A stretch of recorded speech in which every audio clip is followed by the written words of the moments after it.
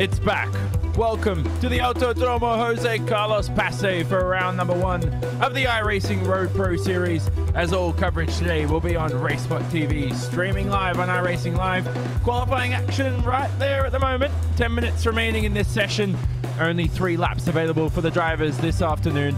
Jonathan Swan in the commentary booth alongside Jake Sperry and Connery Maddock. And Jake, here we are. We've had a short break after the World Championship. Everybody's raring to go here after qualifying, and boy, do we have a good name of drivers here for this field.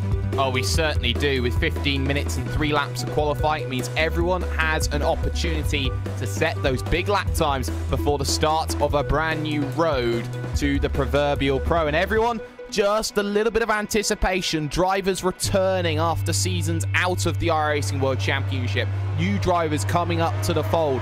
And what has to be said here today, Johnny, is that there are about 15 different drivers who have a chance of winning a round this season.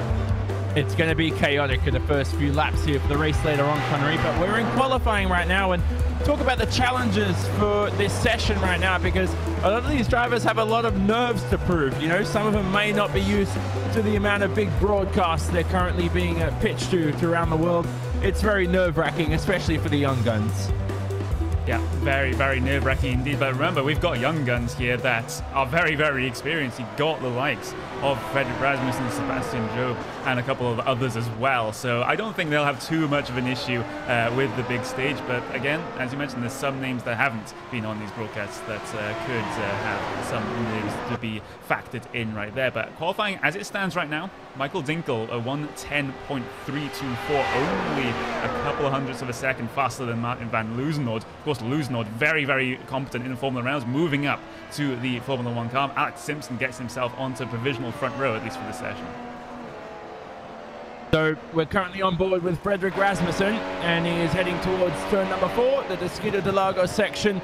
Under braking, it's very important to use the curbs here at Interlagos. So Fredrik Rasmussen, Jake, he is a driver who is tipped by many to win this championship, but look at the top of the timing sheet. Sebastian Job, his teammate, and a new team for Sebastian Job in Core Sim Racing.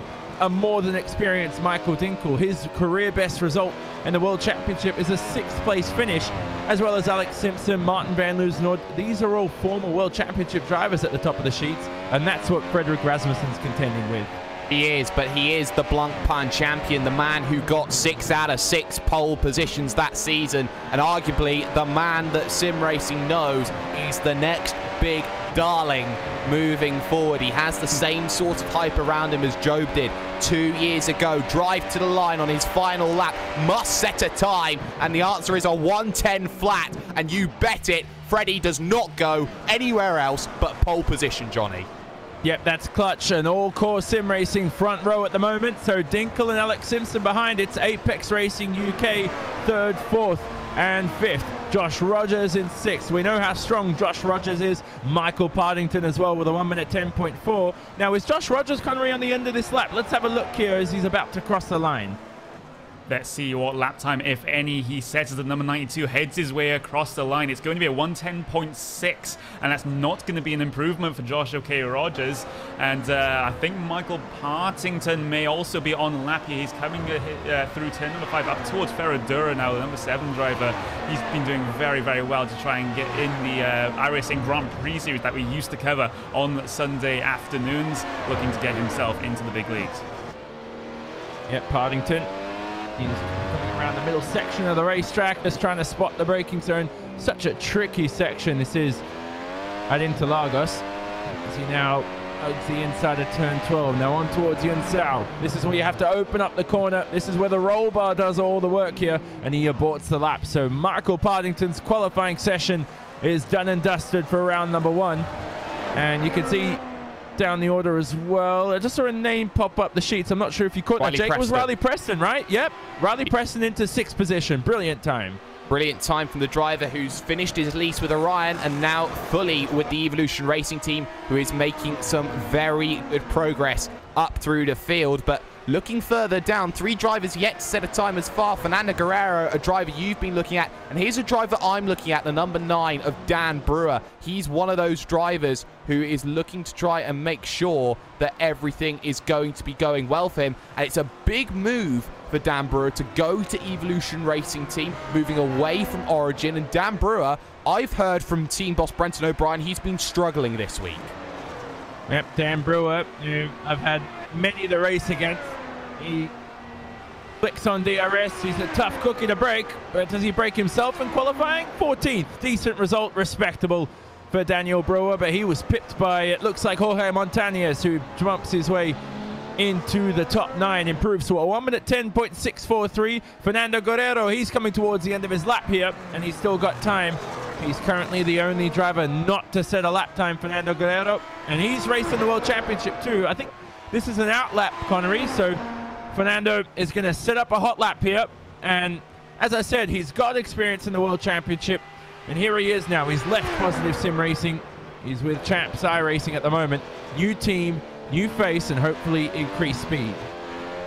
Yeah, but let's see what he can do on this qualifying lap. He messed up his banker lap, so this is the lap that's going to count for his grid spot when it gets to the race in about 20 minutes. Time is going to be. So heading his way down into the Desierto del Lago here on his quick lap. Seems to be relatively clean corners so far, but clean corners don't necessarily mean you get a very fast lap time. And, well, he's just heading through towards the very tight and twisty middle sector now. We could see some side-by-side action coming down through here. Rides the curb all the way there, coming through turn number 8, in towards Pinarino now, turn number 9, as he heads up on the brakes for the next right-hander. And this seems very, very clean, as I have said, for Guerrero right now. Looks like a good lap time on the cards. Yep, so he comes now to the final couple of corners. Up to Insao. He's been using a lot of the curbs here to end the lap, so let's see if this will be a rapid lap time to P34, Jeff Giassi, a 1:12.4, pole position for Frederick Rasmussen, a 1:10.0. What does Fernando Guerrero do as he crosses the line? It is a 1:11.439, only good enough for P30 in this split at the moment, Jake. P30, well, that is very, very interesting, especially when it's the top 10 that make the qualifying overall. Only one driver out on circuit right now. That's the 9 of Dan Brewer, so he'll be the only other driver who will be going through. So Dan Brewer, you'd expect him to be on an out lap here on lap 2, so this will be his final flying lap, and with just 3 minutes to go, the only driver out on circuit. He's got to improve from P15 right now. A tenth of a second gets him to P13. He's 9/10 of a second off of pole position. So here he is now, Daniel Brewer. He's got time to improve. Underbraking for the Desierto del Lago, maximizing the track width on the entry. Now look, hug the inside on the exit to minimize the distance you cover here on the racetrack through this beautiful section of turns 7 and 8. Using the curb there on the outside, he butchers the lap though, doesn't he, Connery? And it's just, it's these curbs that will catch you out at Interlagos. Yeah, definitely, and immediately tows that car back to the pits. No point in continuing on the lap. When you get an off track like that, that means your lap is just completely invalid. No point in continuing on that lap. And as I think everyone in this session has qualifying time. Of course, we have to remember split number 2 of qualifying is still a factor. So these positions can change, but these are the positions at the moment. Take us through it, Johnny. Yep, definitely. So very important to note that these may not be the final top 35 positions at the moment, but it's Frederick Rasmussen on pole position for round number 1. We think, though, who knows if anyone in that second split's pipped that 1:10.068. He's joined alongside his core sim racing teammate with Sebastian Job there. It's an all Apex Racing UK second row with Michael Dinkel and Alex Simpson, followed by Martin Van Leeuwenhoek in 5th with a 1:10.378. The rest of the top 10, Riley Preston in 6th. Rogers and Partington share that 4th row. Good to see Diogo Oliveira speeding away there in the 9th position, followed by Jorge Montañez, who rounds out the top 10. It was Massimiliano Ficaro in 11th, Aurelian Talamon behind in the 6th row. Alex Sadler, the young man who's moved to Radicals earlier on, and he is currently in 13th in this qualifying session. Nicholas Rasmussen, another Rasmussen out there today, he's in 14th. Daniel Brewer in 15th, and you'll see the rest of the grid on your screen. Couple notable names out there: Giuseppe Ragusa, Josh Thompson, Bobby Zelensky all the way down there in P23. Good old Bobby Zelensky trying the McLaren out. Eric Kern down in P28. We've seen Kern quite a while in this car. Fernando Guerrero down there in 30th. We saw at the end of the session setting that lap time. And Istvan Below, who we will credit at the end of this broadcast for his brilliant track camera work, is in P33. So that's the qualifying results all but over for the first round of the iRacing Road Pro Series for 2017 to 18. Don't leave us, because you know why? We're going to show the pole lap after the break. We're also going to bring our pre-race coverage and analysis from the commentary team here at RaceSpotTV. Join us soon in a few minutes.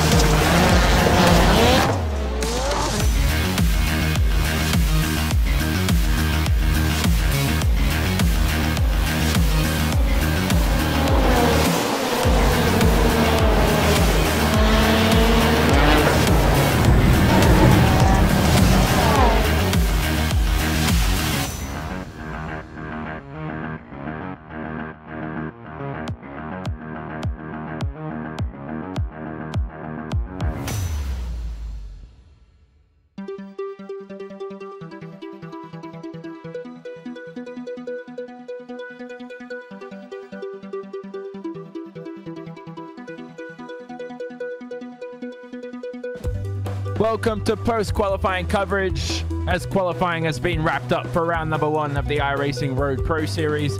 What a session it was. It was Fredrik Rasmussen on pole position alongside his core sim racing teammate of Sebastian Job. And you know what, Jake? Fredrik Rasmussen, should we be surprised by this? We know he's quick. I'm not that surprised myself.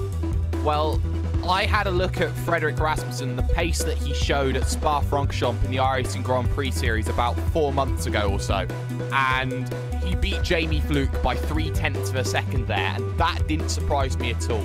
Fredrik Rasmussen, whatever vehicle he gets into, he's normally up there and he's already pushing. He's trying to be that driver, to be the 4th road guy, or the 4th or 5th road guy, shall I say, to get inside that 9,000 iRacing rating system, which puts him on the level of Maximilian Benecke, Martin Kroenke, the man who went 12 for 12 in the World Championship this year, and Gregor Hutu as well. There is no surprise about the pace that he shows, but it's all about how he keeps it on the island at that Spa race.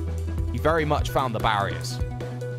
Now, that's a good point there, Connery, because Martin Kroenke has tied the record win streak at 13 wins at the moment. He went 12 for 12 in 2017, one extra win at the end of 2016. Now, can Fredrik Rasmussen be one of those drivers, and possibly Sebastian Job, Michael Dinkel, the rest of the drivers behind? Are these people we need to look for that could challenge Kroenke for a title? They could potentially, but all the signs I've been seeing so far, especially with last season, is that Kroenke is, for all intents and purposes, untouchable at the moment. But it's going to take a very special driver like Fredrik Rasmussen or Sebastian Job to try and get up there and challenge Coander's reign at the front. And I'm excited for this series because this is going to be a ding-dong battle between Freddie and Sebastian Job, and the 2 youngest and 2 quickest drivers that we have on the service doing battle. That's going to be amazing. Yep, certainly will. So we're going to ride on board with Fredrik Rasmussen after his brilliant pole position lap at Interlagos, a 1 minute 10.068. Let's enjoy the ride.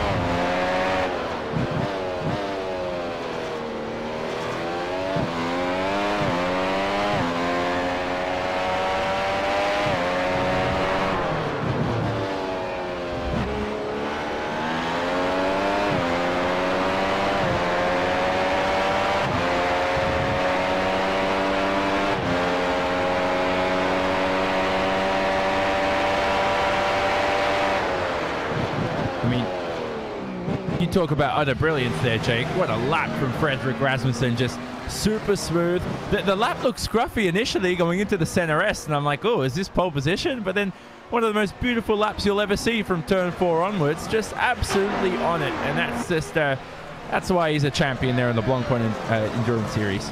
Exactly, and his Blancpain GT Series crowns it just goes to show you just how amazing he can be over the course of one lap. You don't get 6 pole positions out of 6 in that series, especially with balance of performance changes as much as he did in the McLaren GT3 machine that he had to get himself into that level. What I do think, though, about Fredrik Rasmussen is that his race pace now, he is going to be challenged by all comers. And the big interesting thing about this grid here, especially with the top 6 here, is 3 lockout rows. It's all drivers from Core on the front row, all Apex second, and all Evolution Racing team on the third. And it's that third one that interests me, because this is the first time the Evolution Racing team have decided to make that jump. Yep, so Martin Van Loosenor, Riley Preston on the third row, Michael Dinkel, Alex Simpson on the second row is what Jake's talking about. And this is where the team battle comes in, Connery, because we know iRacing doesn't really reward teams for points or prizes or anything, but it is still very important in sim racing to have your teammates around you on the racetrack, to fight together, to battle together, make sure strategy's on par later on today, because in this one-stop race, you don't want to be stuck in traffic for the rest of the race after that first pit stop. Yeah, another thing you have to consider as well is, like, you have a group of teammates at the front there, like ERT and Core Sim Racing. If you have any incident, it could be a possibility that you collect members of your own team in that as well. So you just have to be very, very careful. As much as I do want to see Sebastian and Freddie fight it out at the front, I think they'll be very, very conservative, at least in the first couple of laps here, just to get both of the cars to the end, because that's what's important now. Because you don't get anything from winning this series. You get a ticket into the World Championship Series by finishing top 10 in the points. There's nothing for first place, nothing for second place, nothing for third place that's more than a ticket. Yeah, exactly. And so, Jake, one more thing about this first few rows is that how do you attack turn number 1 here? Because, I mean, if you look at Fredrik Rasmussen's pole lap, super smooth, calm. Does he do that into turn number 1 here? Because this is where it gets pretty hectic, because it's an uphill start. Those drivers from about, I'd say, probably about 7th place onwards, so Josh Rogers onwards, that's when they finally get that flat start. So they'll get off the line a little bit better than those on the front row, but obviously they lack that track position, which is also critical. I think the interesting nature about turn number 1 is the fact that it's a bottleneck. It's a 3-into-2 corner when you're going side by side at turn number 1, and it always seems to cause, at any given level, a chance for an incident to happen. So when you really get right down to it and how everyone is looking to try and push and play on this event, I think everyone's going to be looking to try and hold as much speed as possible. And I think they're also trying to look at, maybe, can I steal that extra position or not? Now, the interesting thing comes back to the first round of the iRacing World Championship this year, where 3 red line drivers all hit each other. I think that you've got to be really careful going into this first corner, because you can't win a race on the opening lap, but you certainly can lose it. Yeah, exactly. And Connery, you also mentioned that the top 23 here in qualifying, from Fredrik Rasmussen to Bobby Zelensky there in 23rd, all separated by 1 second, or less than a second. I mean, that's pretty impressive, and it goes to show that this race here, we could be constantly jinking left and right, looking all over the place, clicking everywhere, trying to find battles. It's going to be as hectic for us in the production booth. Yeah, but when you consider 23 drivers within a second of the leader, you just got to consider what has happened in the second qualifying split. There could be drivers that have got very similar lap times to that as well. So this is going to be an absolutely stacked field in terms of talent, in terms of drivers trying to get back their World Championship licenses, like Diego Oliveira and a couple of others, and those young guns that want to try and get their license for the first time. And Jake, this calendar for the season, I'm going to get Connery to talk about this too, but we started in Interlagos. We end at the Nürburgring on the 27th of January. There's a couple of 2 weeks break in there over the Christmas holiday break. There's a 1 week break for the new build. But more importantly, these first 5 rounds up to that first break after round 5, it's Interlagos today, Montreal next, Silverstone, Suzuka, Circuit of the Americas. You talk about technical circuits providing a different challenge. Interlagos, we know today, its own challenge, long radius corners, medium speed. Montreal is all about late braking. Silverstone's high speed, no braking. Suzuka, technical, tight, twisty. And Circuit of the Americas is everything. You know, you've got everything to challenge these drivers, and they're going to be working their backsides off. I was about to say another word there. Backsides off until that week 5 break. Exactly, and it's always going to be a massive challenge heading towards that week 5 break, and arguably these first 5 weeks are the most important because you don't get that rest time. You don't get that ability to stop, take a moment, step back, and more importantly, if you've got momentum coming out of a race, you know there's a 1 week turnover, you know that you can very easily get engaged for that next event. And the moment breaks start coming in, I'll use Blancpain again as another example. There are only the last 2 rounds of Blancpain were split between 4 months, whereas the first 4 rounds were split between 2 months. Teams lose momentum, teams gain momentum. They need to be there at every single race, every single week to gain the momentum going forward. And I think it's teams that can adapt well on those opening 5 rounds and keep the momentum going for the breaks. I think those are the ones that get their drivers up into that top 10 to get themselves into the final 40.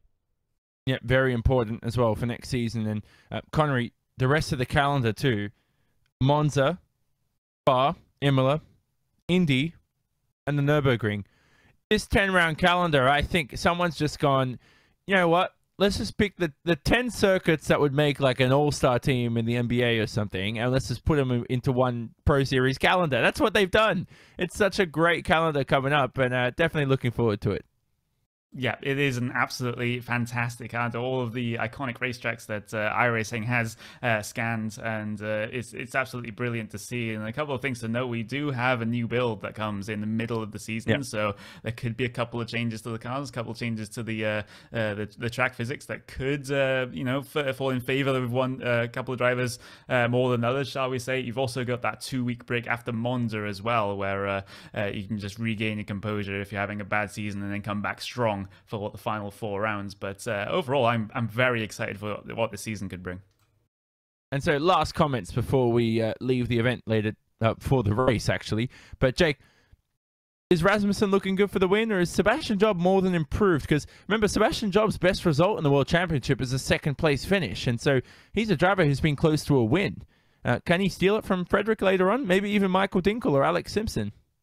I'd be very careful about Sebastian Job because he was in exactly this same position 12 months ago, qualifying for the Road to Pro with Apex Racing UK, and he was up in those front rows fighting with Bono House and Frake Showthorst and all those sorts of drivers, and he failed to finish inside the top 20 and failed to get himself into that World Championship scene. He's changed teams. I'd like to think that his attitude has matured a little bit and he gets himself forward. Yes, I think he can definitely challenge Frederick Rasmussen. I don't think this is as clear-cut as people make it out to be.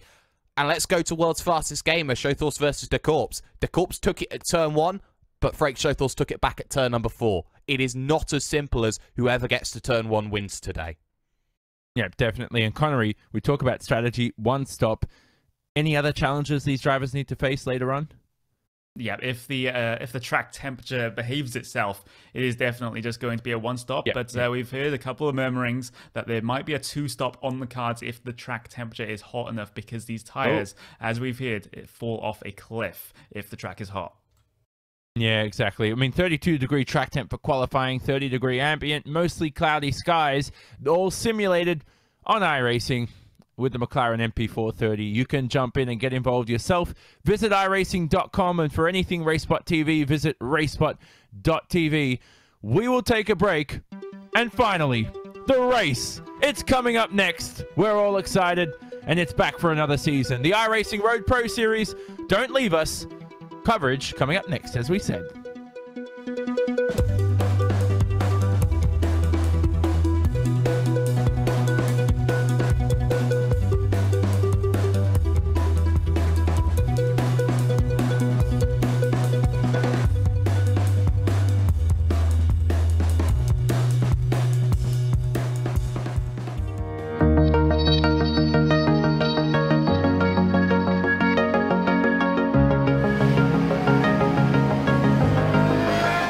It was more than impressive, I have to say. I mean, the track is identical to the real track. I was blown away how realistic it is.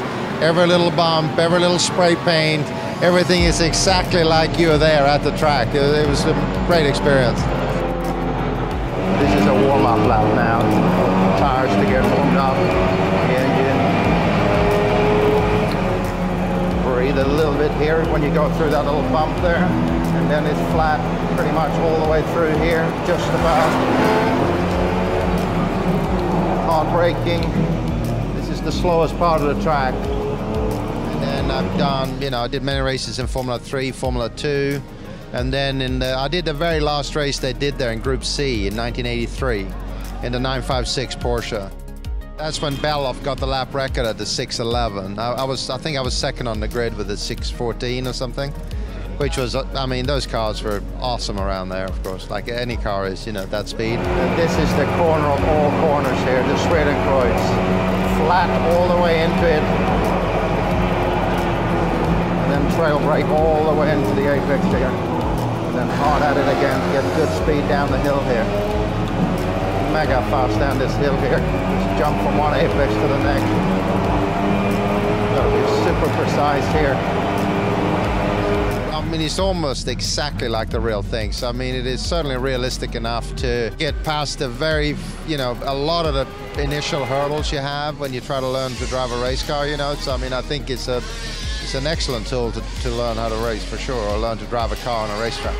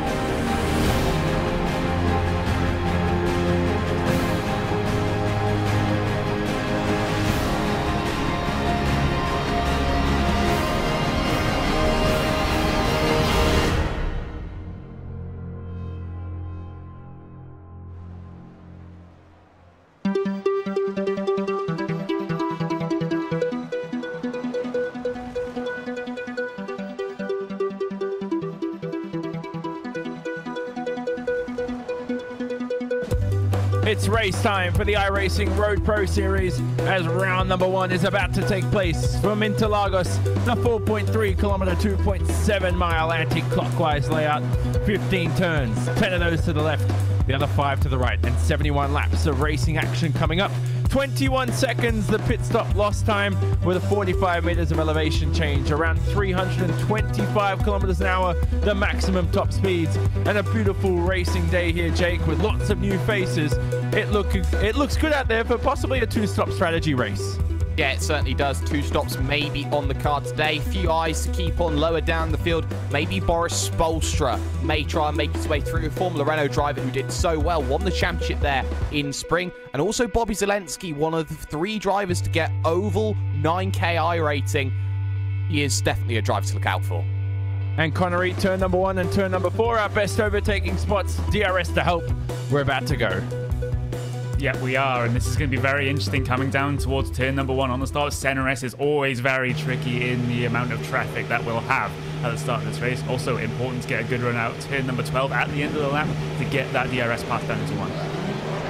Exactly right. 71 laps of racing action coming up. Red lights on, and we go green at Interlagos.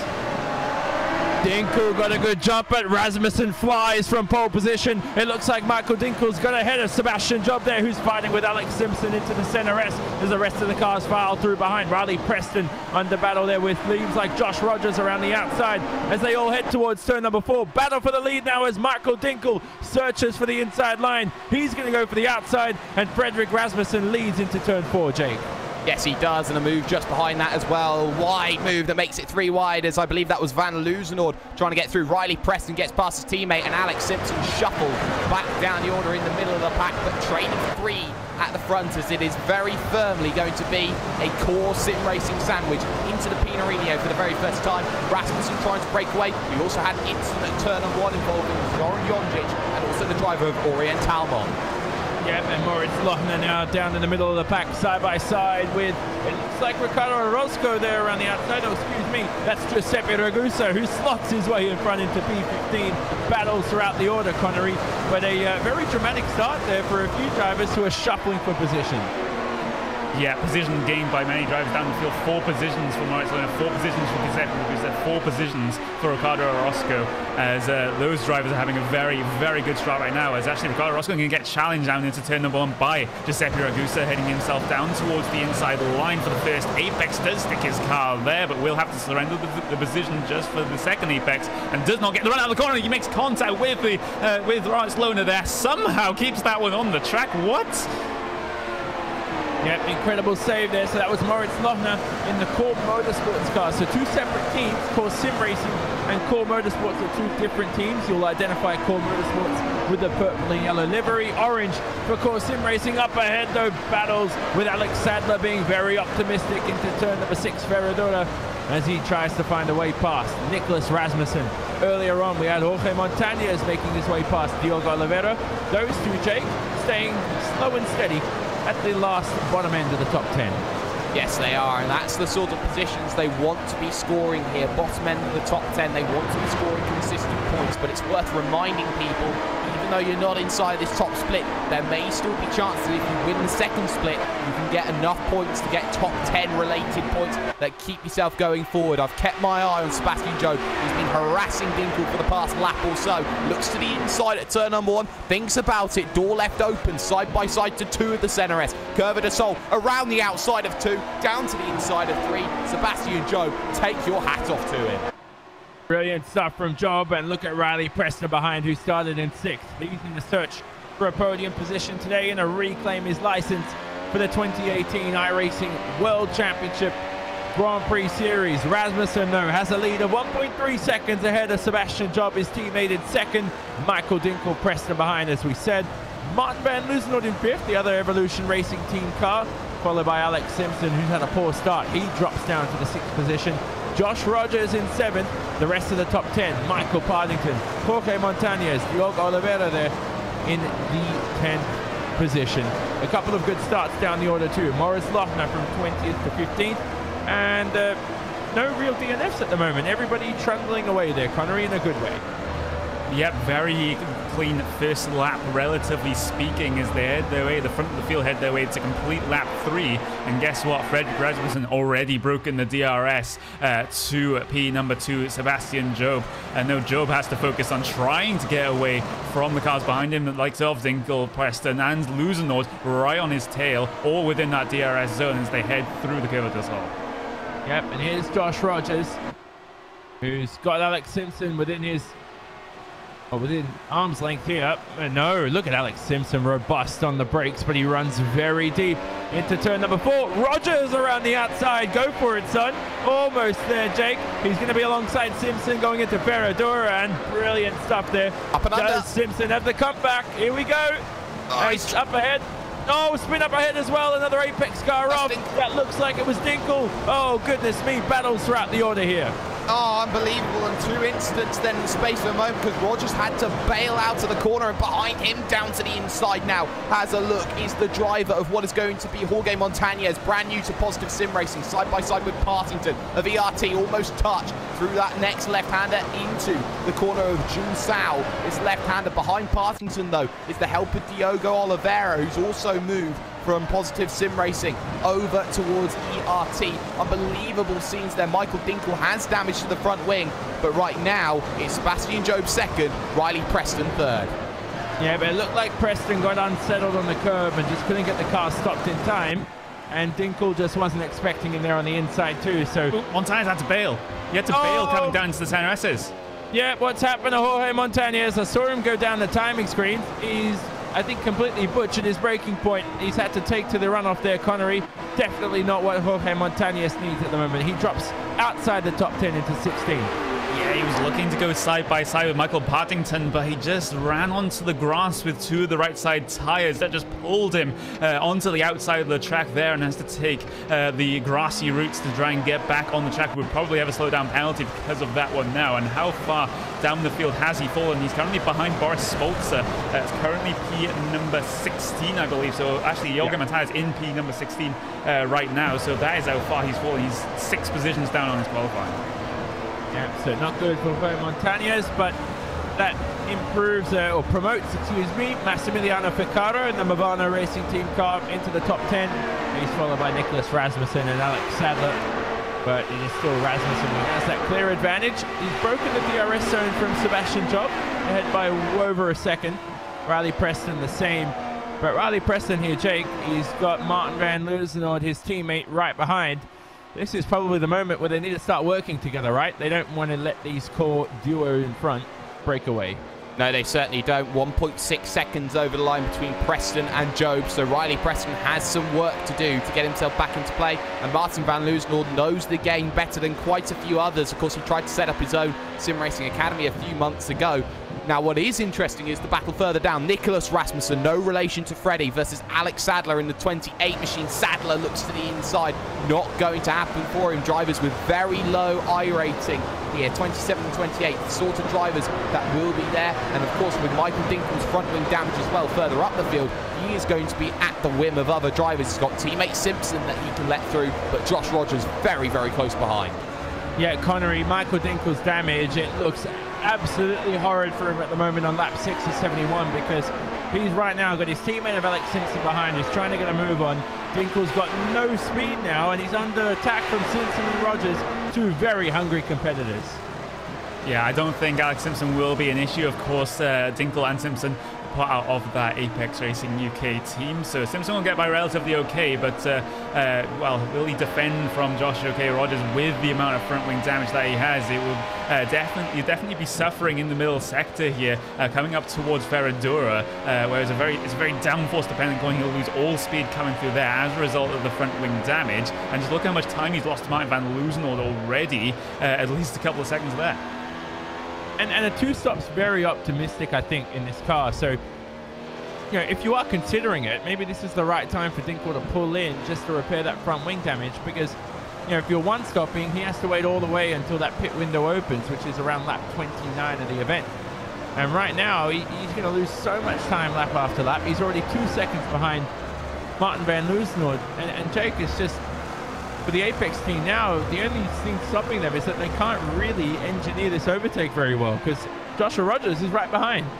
Well, the issue that Apex have consistently had as a motive is they're brilliant on starts, but they fall away during the race. Worth noting, Sebastian Job now within 1 second of Frederick Rasmussen. We could see core battling happening, but there we go. There is the move. There's an up and under trying attempt then from Michael Dinkel. That's not going to work. That's going to allow now Josh Rogers to have a chance. DRS will be available for Rogers, but not for Michael Dinkel, and that's going to be very, very crucial down this next straight. But Dinkel will come back to the Desquita de Lago and will hope to try and negate the effect of Josh Rogers, who may look to try and go up and under again, try and get the inside for Ferradura yet again. But they're going to be wise to this, and look at it, he's trying to angle his way through, but Dinkel's going to say, no thank you, sir.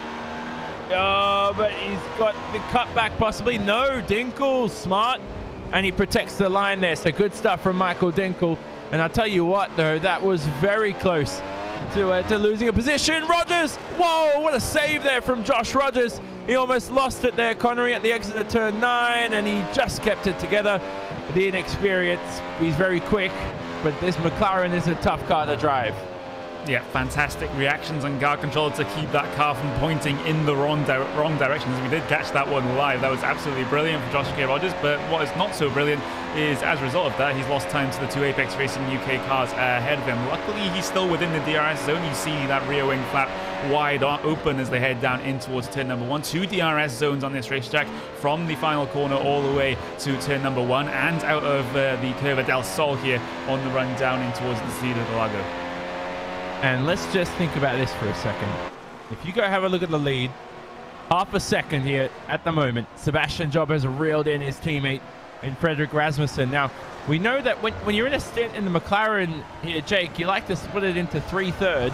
The start, the middle, the end. We're approaching that middle part of the stint if you're one-stopping. Is Frederick Rasmussen just made a mistake, or is he possibly starting to lose a bit of tyre life? Well, his lap time's looking very consistent at the moment, and they're consistently dropping back. There was a mistake, though, from Job coming out of the Bico de Pato. That's going to drop him back a couple of tenths, but he's going to just gain all of it up the hill here through the left-hander then of Jun Sao and up the hill towards the Arquibancadas. And the start of the lap yet again. Desquita does boxes. These left-handers, which do not much here to change it, but you've got to be careful when you're going through this section. I think Sebastian Job's mistake means that he's unable to close that gap down. He closes it down by 6 thousandths there, Johnny. Not enough to really make anything happen, but he's just keeping Frederick Rasmussen honest in this situation.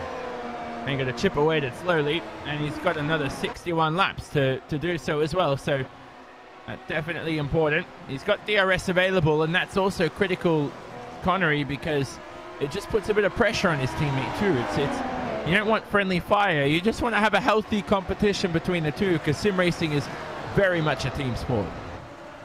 Yes, it is. And when you look at the lap times, and you have to consider that both Rasmussen and Job right now running 3/10 of a second quicker than the likes of Riley Preston, Martin Van Loosen, and Alex Simpson. So they're not really under any pressure. As Job misses the apex coming through the Bico de Pato there, getting on the grass a little bit. Can't afford to make many mistakes like that, because sometimes those mistakes can escalate into something much, much bigger in race ending. Yeah, exactly. And race ending, these drivers are very close at the moment, so they all have to keep themselves clean. You don't want to lose any valuable points. If you want to follow the race using RaceSpot's live timing system, visit RaceSpot.tv/timing.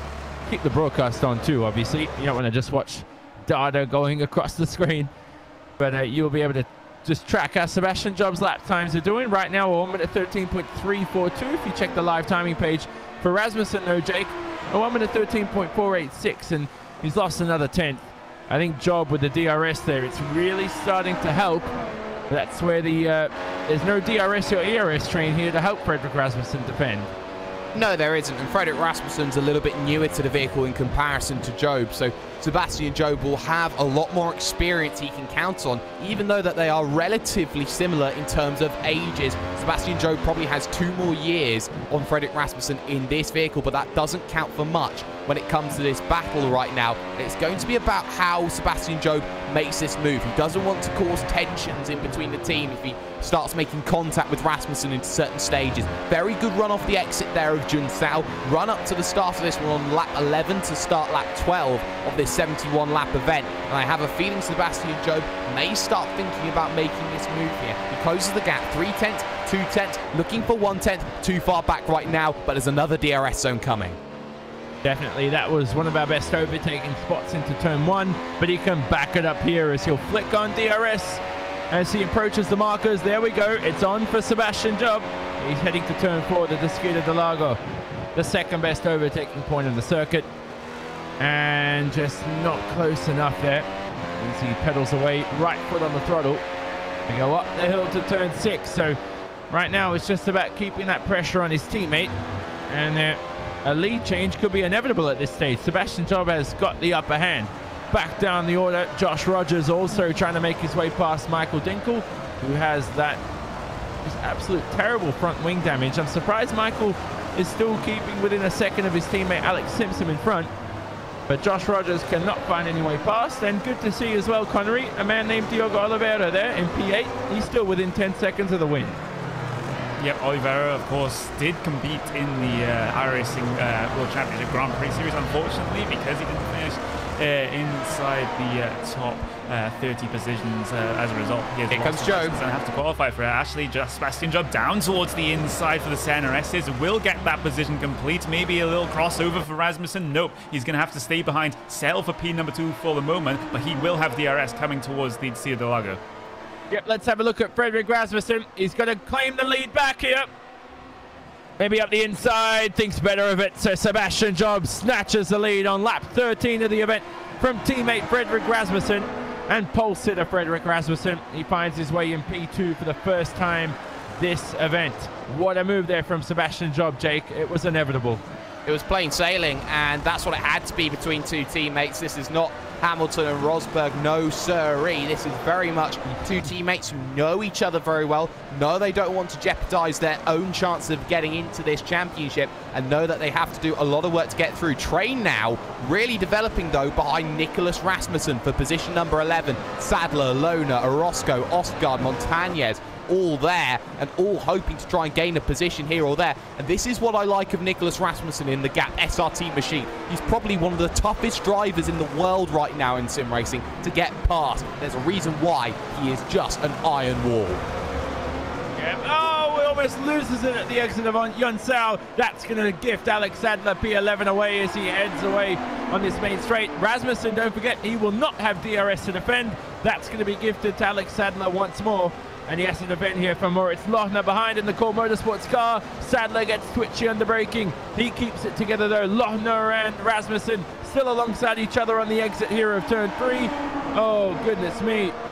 Lohner, what a terrific fight this is between the two. And look at a man named Ricardo Orozco right behind. Can he make his way past as Lohner finally gets his way in front? I think Orozco was just tapped there a little bit by Osgaard. Osgaard may have some front wing damage, but the two teammates there, Connery, just a slight tap. Osgaard's front wing looks pretty fine, but as the three PSR cars try to chase down, well, the ex-iron wall, shall we say, of Nicholas Rasmussen, but we decided to make a mistake out of the Junshao corner at the end of the lap here. But he's only lucky that he only had let 2 cars by instead of the whole train by as they head their way through the middle sector now. Still no changes of position, still no door opening right now for Ricardo Orozco in Nicholas Rasmussen's armor onto the brakes into Junshao. Now still no opportunity, but this is going to be pretty much DRS train at this point. Yeah, exactly. So it's going to be tough to overtake, but I think that mistake from Rasmussen's really opened the door for some of these drivers. And Orozco make his way past now. It's called the commentary curse, isn't it, Jake? You said he's difficult to pass, and just as you said it, that's when everything went sour. Yeah, it happens like that from time to time, but rest assured, Nicholas Rasmussen will hope to get himself back into position, still defending from Ricardo Orozco, who I have to say I expected to be a lot higher up through this field after the performances that he showed a few months ago, shall I say, in terms of what he has done. Looking for a way past Rasmussen, not going to happen into Ferradura, the double right, and this is where the DRS-ERS train comes into play, because when someone has an advantage over someone else, you start looking for a way to make your way through, and it won't happen. You don't get the same benefit because the driver in front of you has the same benefit as you do, so you're always searching for a way. But Rasmussen a little bit out of shape in a couple of sections here on this infield section, will have a better chance of staying within 1 second and using the draft to his advantage when they exit Yunsao. Yeah, very important here. So Those PSR cars look beautiful, by the way. New livery for them, and just trying to make a name for themselves in sim racing as usual, as are many other teams out there today. But it looks like Rasmussen is definitely going to keep himself ahead. Now, this is where Alex Sadler in front, he can't really do anything about this Connery. He's just leading the train. He can't really break away. Drivers behind are going to struggle to make their way past. It's just, I think he's just going to keep doing what he's doing now until the pit stop and hope that he breaks away from the field. Yeah, he's got to stay as the engine carriage in the choo-choo DRS train right now, as it is. But you have to consider when we come up to around about lap 20, lap 25, maybe we have to start thinking about the drivers that may want to commit themselves to the two-stop strategy. It definitely is more possible than it otherwise would have been because of the very hot track temperature right now. 39 degrees Celsius out there on track. Obviously, it's going to be a little bit warmer as well as the cars run over. It's actually battle for P number 3 that was. Riley Preston, Martin van Loosenhoort. And Loosenhoort's lost a lot of time here. What has happened? Loosenhoort all on his own at Yunsao. Yeah, lost it all by himself at Yunsao there, and he just went off on the outside, went too much speed into the corner, and now this is completely allowed here, Johnny, the group of Simpson and co. to get right on the train. Yeah, so Van Loosenhoort needs to be confident here at the exit of turn number 3. Coming across the radar Buster into the Desquita del Lago, and I think he maintains P4 quite comfortably in the end. So that's fine for Martin Van Loosenhoort, but that's a corner there at Yunsao where it's so easy to brake late and so easy to run wide on the grass. So it's just about muscle memory, practice, confidence in the setup too. There's so many factors that go into it. The last thing you want to be doing, Jake, at this point is overthinking as a driver. So now when Martin Van Loosenhoort comes up to that corner again, he just needs to have a short-term memory and forget about the mistake. And he got through on Riley Preston as well a couple of laps ago, so he will be fuming at the fact he's made a mistake. And in fact, he is fighting against his ex-teammates in Simpson and Dinkel, one of the drivers to have left at the start of this year. So the driver of Martin Van Loosenhoort up the straight again, does have the help from Riley Preston, but not much at all. So now look at Alex Simpson close that gap. Team boss of Apex Racing UK, there were talks of him retiring. He said, no, I'm going to give it one last crack of the whip in towards turn number 1. Nope, not going to happen yet again. Yep, so this is another train starting to form up, unfortunately. Josh Rogers, though, he's very close to Michael Dinkel at the back of this train. But of course, Dinkel has DRS to defend here across this second straight. And they all continue away. It's lap 18 of the event. It's Sebastian Job who leads by 9/10 of a second ahead of Riley Preston. Ahead of Frederick Rasmussen, excuse me. Riley Preston's in third, 6 seconds behind. He's defending from Martin Van Loosenhoort, Alex Simpson, Michael Dinkel, Josh Rogers behind. They're all getting feisty in this train at the moment. You saw Josh Rogers there just having a slight bit of moment.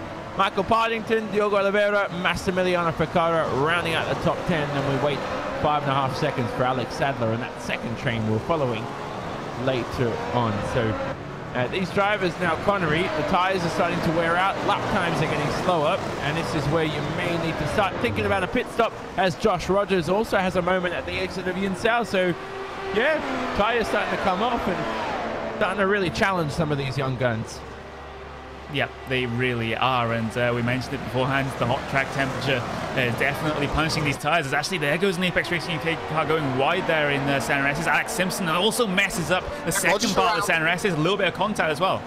Rogers is around. Yep, so Josh Rogers made a mistake at the exit of turn 3, and that's where the tyres are starting to go off. Once you start to make that slight mistake, the tyres start to get a bit hair-raising for you. You don't know what's going to happen next, and it's caught Josh Rogers unaware as we look at the replay, Jake.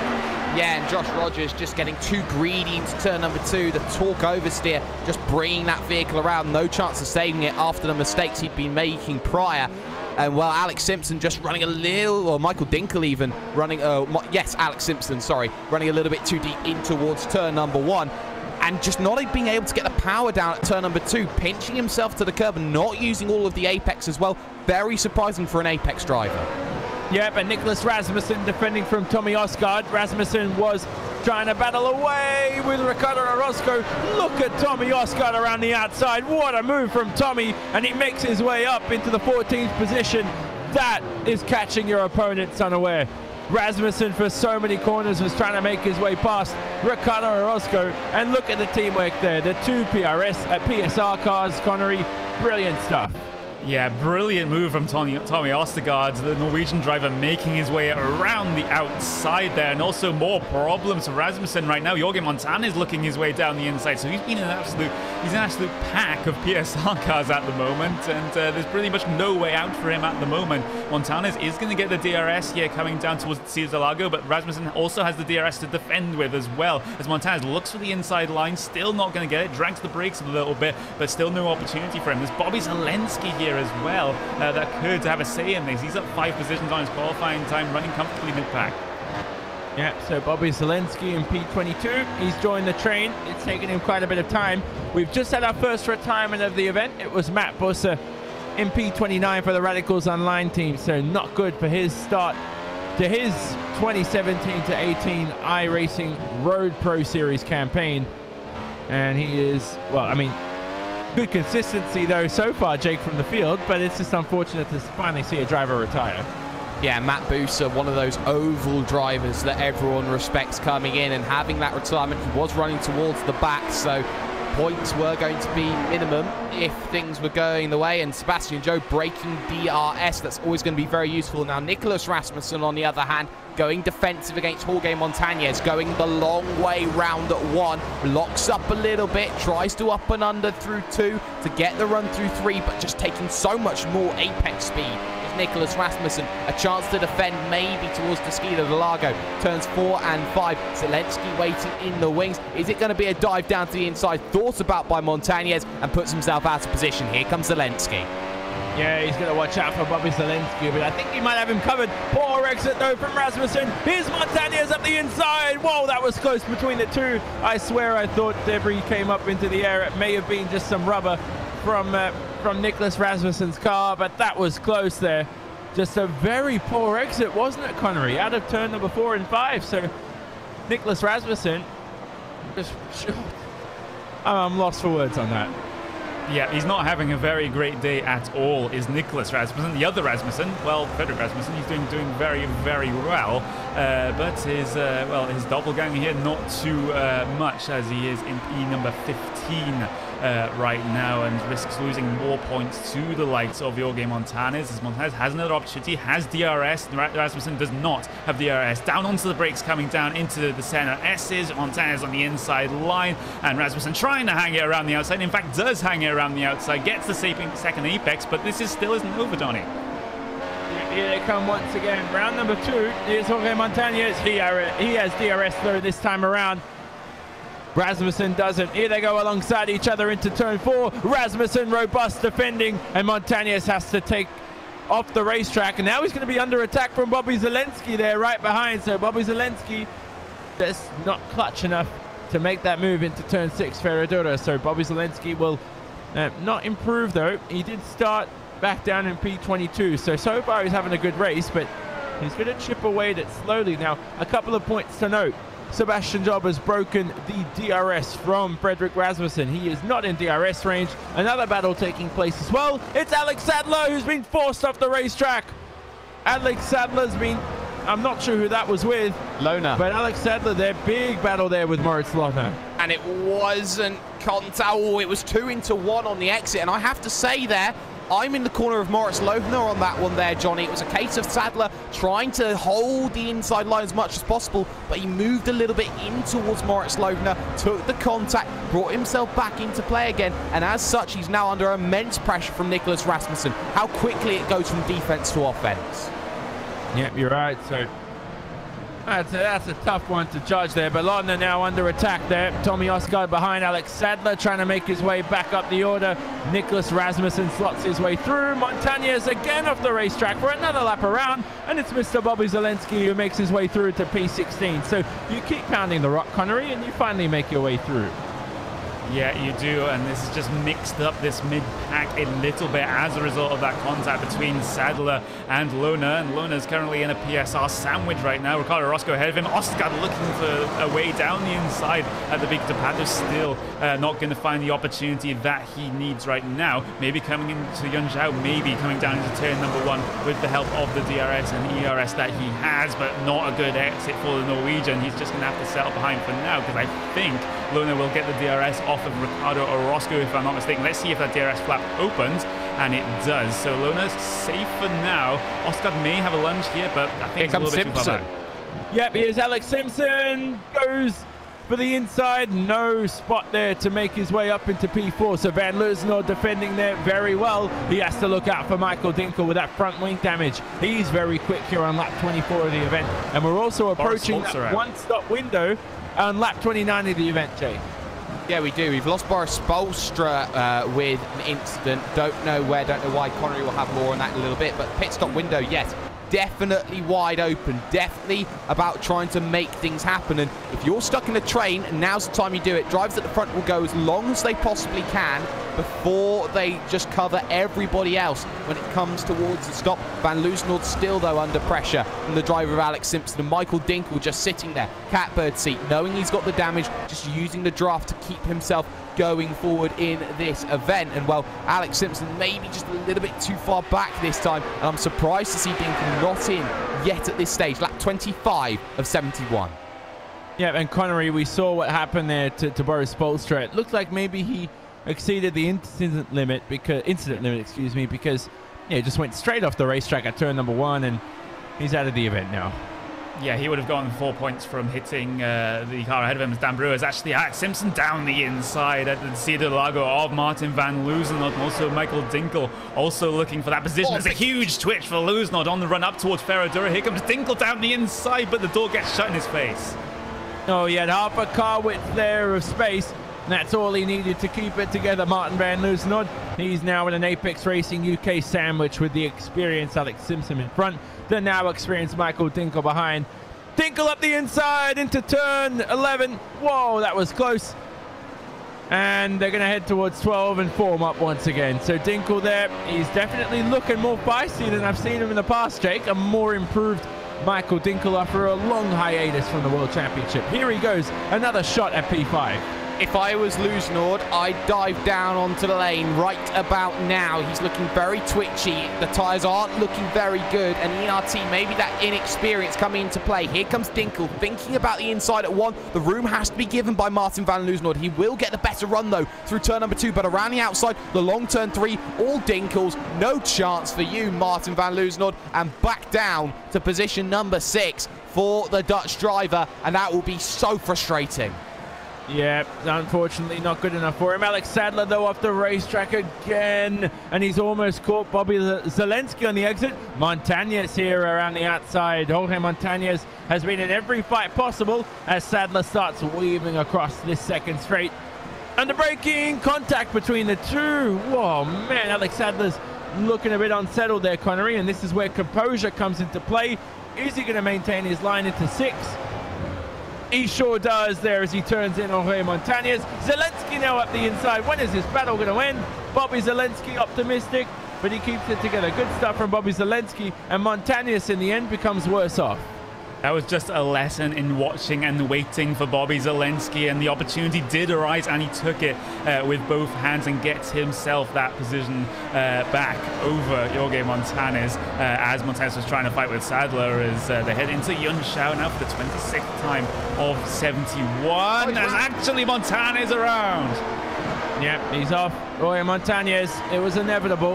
A lot of battling, a lot of sliding. He's coming up towards that pit stop window. You may as well box now and you'll be perfect for that one-stop strategy almost. It starts on lap 29 when the window opens. So Montañez, he does. So smart pit stop for Jorge Montañez. Don't speed on entry, please.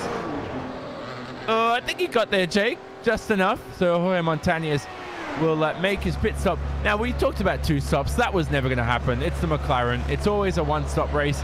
Montañez first to break the seal. First to break the seal indeed, and he's got to be incredibly careful about his instant points. 4-second stop, done, gone, let's get going. 15 instants here today. We've seen Spolstra already caught out for it. Maybe Jorge Montañez could be the second person because he's been going off at 6s and 7s all day long, and he cannot keep that up going again, and Zelensky's gone off. Oh, goodness me. Boba Zelensky had a quiet start, and now when he gets into a lot of drama, it's become worse off for him. He's behind Dan Brewer in that ERT car, and this is the battle for 16th, 17th, 18th between these three.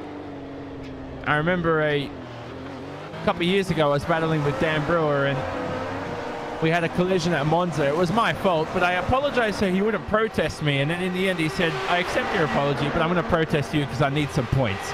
So you know what? Moral of the story is Dan Brewer's competitive, and I like that in him. Here he goes up the inside of Giuseppe Ragusa. Dan Brewer up into P16, though Ragusa goes for the cutback, and look at this here, Jake.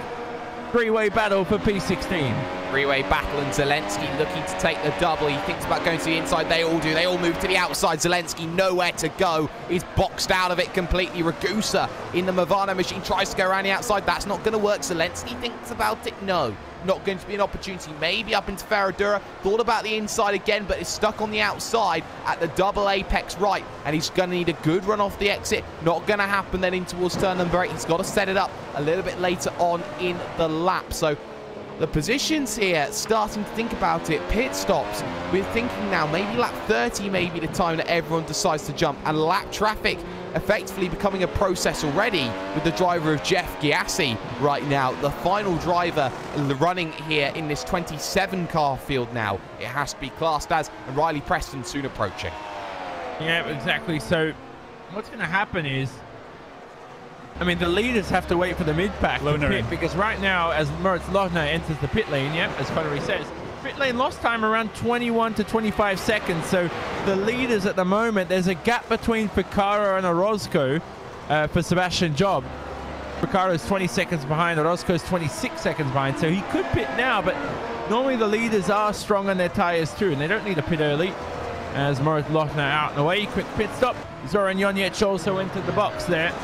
So these drivers have some clear track behind, and that's why they've entered early. Very important that we also note here, Connery, Michael Dinkel will probably have a long pit stop to repair that front wing. Yep, and I think he will take that front wing repairs, as it seems like it is costing him at least a couple of tenths of a second a lap here, even though he's still setting relatively competitive lap times when all is said and done.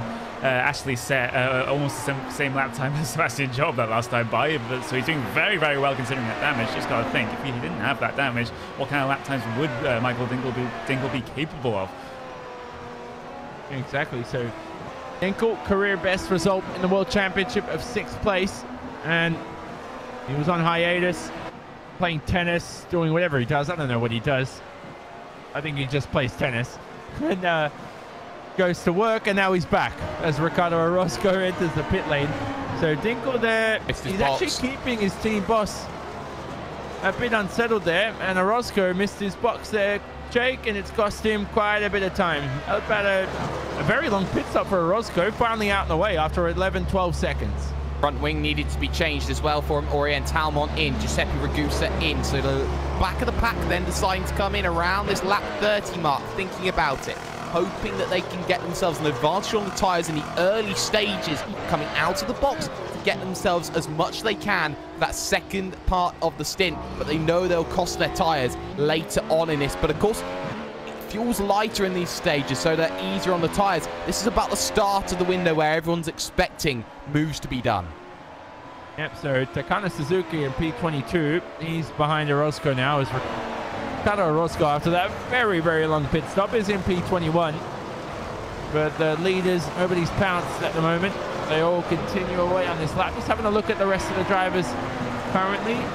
No one's really made a move into the pits, have they, Jake? So Dan Brewer's coming now. He finally enters the pit box, and Daniel Brewer will search for that clear track, Connery.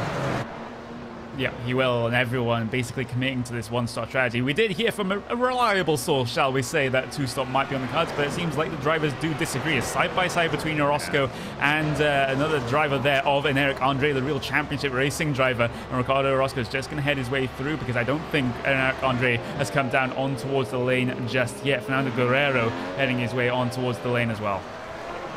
Yeah, so Fernando Guerrero and the pit stop for him. More than experienced in the McLaren and in the Williams too back in the day. So he's just trying to search for another World Championship license. He is experienced too. A couple other drivers who have been in the World Championship. We know Dinkel, Simpson, the same. Sebastian Job, Martin van Loosenhoorn, of course, and Diogo Oliveira, Massimiliano Ficaro. Now, don't forget actually as well, Riley Preston, who just can't seem to catch a break, Jake. He's always caught up in an incident. Half of them are sort of not his fault. It's just sometimes the luck of the draw, you know?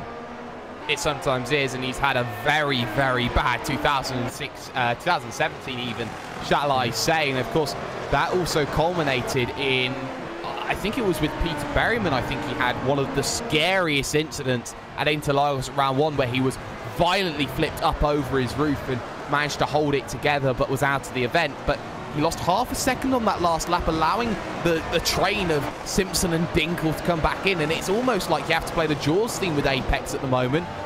And there's traffic just in front of them as well that they have to deal with. So Riley Preston right now, all the bad omens coming together at once.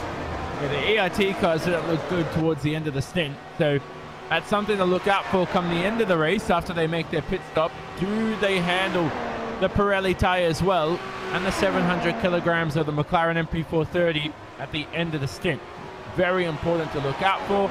Don't forget, Sebastian Job, Frederick Rasmussen, they have not. They are 2.7 seconds apart. Preston in the pit lane though, and a very important pit stop there, Connery, because we know he was struggling with the grip, struggling for traction. He's finally back in to gain some lap time. Yeah, and Michael Dinkel also following the Evolution Racing Team driver in as well. And we've also got Michael Partington joining them down on the lane. Riley Preston gets out first, as is to be expected. Michael Dinkel can have that long stop because he's going to change that front wing. Will Michael Partington beat him off of pit road? Nope, he's just going to follow him behind.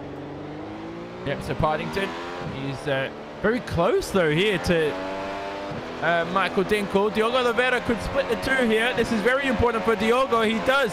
Dinkel has to watch out though, because Diogo has a very quick ERT car behind trying to make his way past. But Michael Dinkel, after that pit stop, is P8 there, Jake.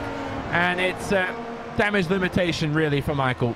Damage limitation, and good damage limitation as well. Other things to note, Alex Sadler's jumped Rasmussen in the stops. That's something very crucial for Sadler as he looks to break away. But this is the thing. Everyone's looking at positions. Everyone's trying to gain. If you're a driver like Morris Lohner right now, you're gaining on everyone. You're through on Tommy Osgaard. You're through looking to get to Partington and co. and hoping to get through. But Frederick Rasmussen is down on the lane. Yep, 2.5 seconds behind Sebastian Job in the lead, and he's the first core sim racing car to pit. Out and away in a quick pit stop. Just over 4 seconds for Rasmussen. He had a very difficult box there, though, Connery, to exit. It wasn't the best of exits he could have hoped for, but you know, well, that's what you get when you're quick. You get that first box. Josh Rogers in, Martin van Loosenhoorn. Rest of the drivers in as well. And they're going to file behind. It looks like... Who's made their way past? Van Loosenhoorn is actually going to make his way behind Diogo Oliveira here. So Martin van Loosenhoorn has really lost out, Connery. Yeah, he really has. Just slots himself between Oliveira and Michael Partington as they head their way into the Interlagos there. So not exactly the best strategy for Loosenhoorn at this moment in time. Riley Preston did manage to get past both of them in that stop. He's currently P number 3. Sebastian Job still not on the lane. In fact, he's on the lane right now as the number 3 driver heads his way down to get his one and only scheduled service. We expect him to retain the race lead unless Reddy is putting a monster of a lap. Well, he can't miss his box. That's important for Sebastian, which he doesn't. Simple pit stop for him. He should be out and away in front of his teammate, who's creeping in closer and closer. We need that Jaw music soundtrack, as you said, Jake. There's a lot of drivers creeping in here at different positions. Sebastian Job, though, pits out and away. He's led 22 laps of this event. Frederick Rasmussen behind. We'll round out the order as soon as this pit stop phase is over, but it looks like almost everyone's made their pit stop. Carlo Labate yet to enter the pits down the order. He's currently in 16th position, and Takane Suzuki as well. He's currently in 23rd. Those two drivers, Jake, making this stint very long, and as I say that, Suzuki's hit the wall there at Yunsao, and hopefully that's not terminal damage. Yeah, the McLaren looking a little bit more like a Suzuki then after that incident, and he'll be hoping that he can bring it down onto the lane. He does, so he'll make his stop as things stand. But right now, I think Riley Preston will be the happiest man out of everybody in the stops because he's broken away from Alex Simpson. That extra lap has done him so much justice because he's gained again that 2-second window, 2, 3, 4-second window even, that just gets him away and gets him happy. And now you've got the likes of Oliveira, Van Loosenhoorn, Partington, 3 ERT machines in a row, and Josh Rogers here in what you have to say is the Australian battle, ERT versus Trans-Tasman, TTLR, whatever you call it. 9th position right now, looking to make that push further up the field. Josh Rogers has a mountain in front of him, and he can see he's just got to keep just getting himself right there in that situation and just picking away at the bones. The Sebastian Job crossed the line. That's 50% of the distance in this event, and he currently leads by 2.2 seconds ahead of course Sim Racing teammate Fredrik Rasmussen. They did start in opposite order on the front row of the race, so Rasmussen lost that lead on lap 12, gifted it to Sebastian Job. He's never looked back since.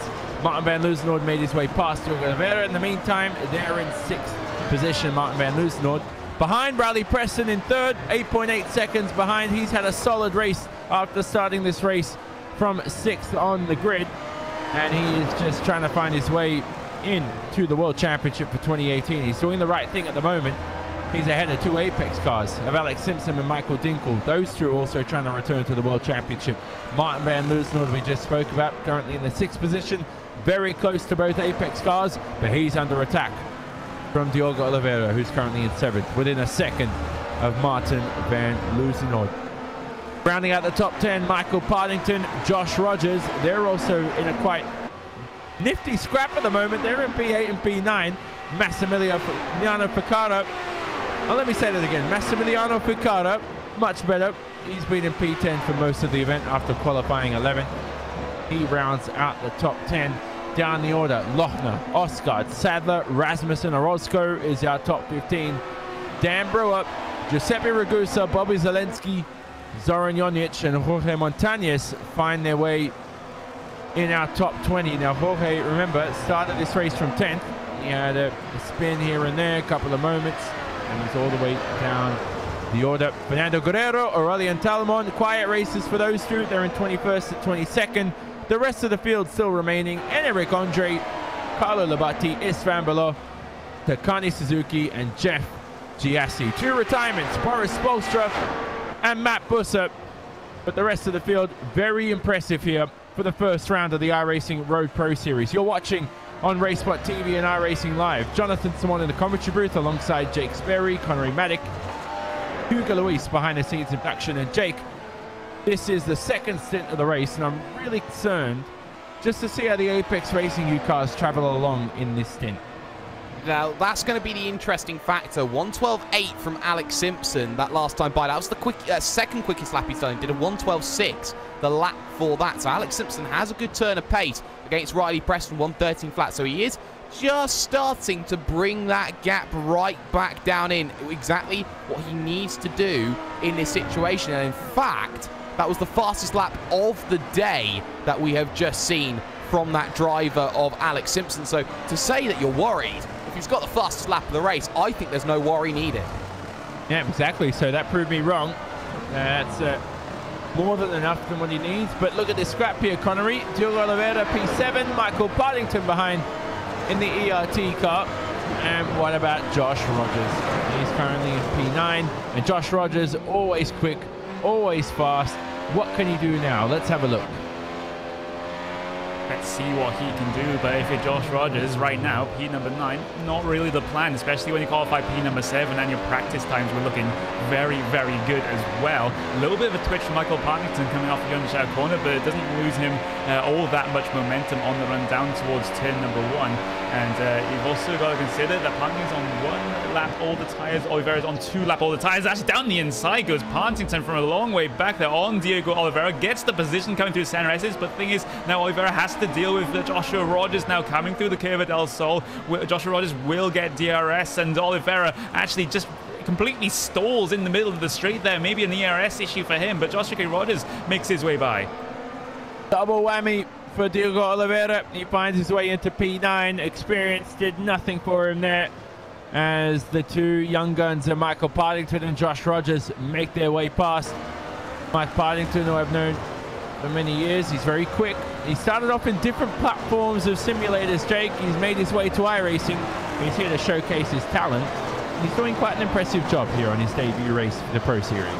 Yeah, he is, and you have to remember he's been doing very well for at least the past 6 months or so. You talk about world's fastest gamer. He was one of those drivers up inside the top 5 of that, including drivers like Ilka Harpala. You put into that sort of mix of drivers who was going for Shotos, Davide Corps, drivers who are already proven. He was the best of the unproven as things stood, but he's not over and done with, because Josh Rogers will just look to hang on to the back of him almost like a leech to a rock when you get onto the beaches. And well, he hopes to try and get himself into play. Good run through turn number 2. Through 3, he's going to have to track out a little bit wider though as Josh Rogers, and now he can use all of the DRS that is available to him, all of the ERS in that machine. Down to the inside goes Josh Rogers, and you know what? This is not easy. It's side-by-side remains. I thought it was going to be candy from a baby, but Mike Partington is more than robust around the outside. Here they go into Ferradura. Partington's going to close the apex down. He does. Close the inside now. There he goes. Brilliant defending from Michael Partington. And he remains in P7 for yet another lap. And he's just going to watch out, though, because he doesn't want to lose any more time to Martin van Loosenhoort in front. So, teammates right now, because you've got P6 ERT, P7 ERT, P9 ERT. I mean, Connery, this is like almost a gift for him, but the only issue is Josh Rogers is here to ruin the party. Yeah, he really is, and he's going to tuck in the slipstream coming through the final couple of left-handers now. It is close enough to make a DRS move coming down into turn number 1. Partington, no DRS to defend with. Here comes Rogers down towards the inside for the center S's, at least for the first part, but as we have seen before, you can hang it around the outside and defend side by side through both apexes there. Josh K. Rogers still on the inside for Curva del Sol. Partington has to hang it around the outside, and it's going to be DRS again for Rogers here. He could get this move done down into the Descida del Lago, but will he? Will Partington hanging around the outside? The answer to that one's going to be no. Tries to cross over, but Rogers parks it in the middle of the apex. Here comes Diego Oliveira now, right on the back of them because they've been fighting. Oh, splendid overtake there from Josh Rogers. Parked it on the apex. Labate around. Did everything it could. Carlo Labate, though, a spin here, Jake. Yeah, and that one out of Ferradura. It's a very weird situation. In fact, there's multiple vehicles involved. Labate getting through on Ballo, involving an Eric Andre as well, and Andre into the rear of Labate, collecting 3 vehicles in the process, and having to get out of it was Sebastian Job in that situation, almost getting involved. And now the 2 teammates battle for the lead.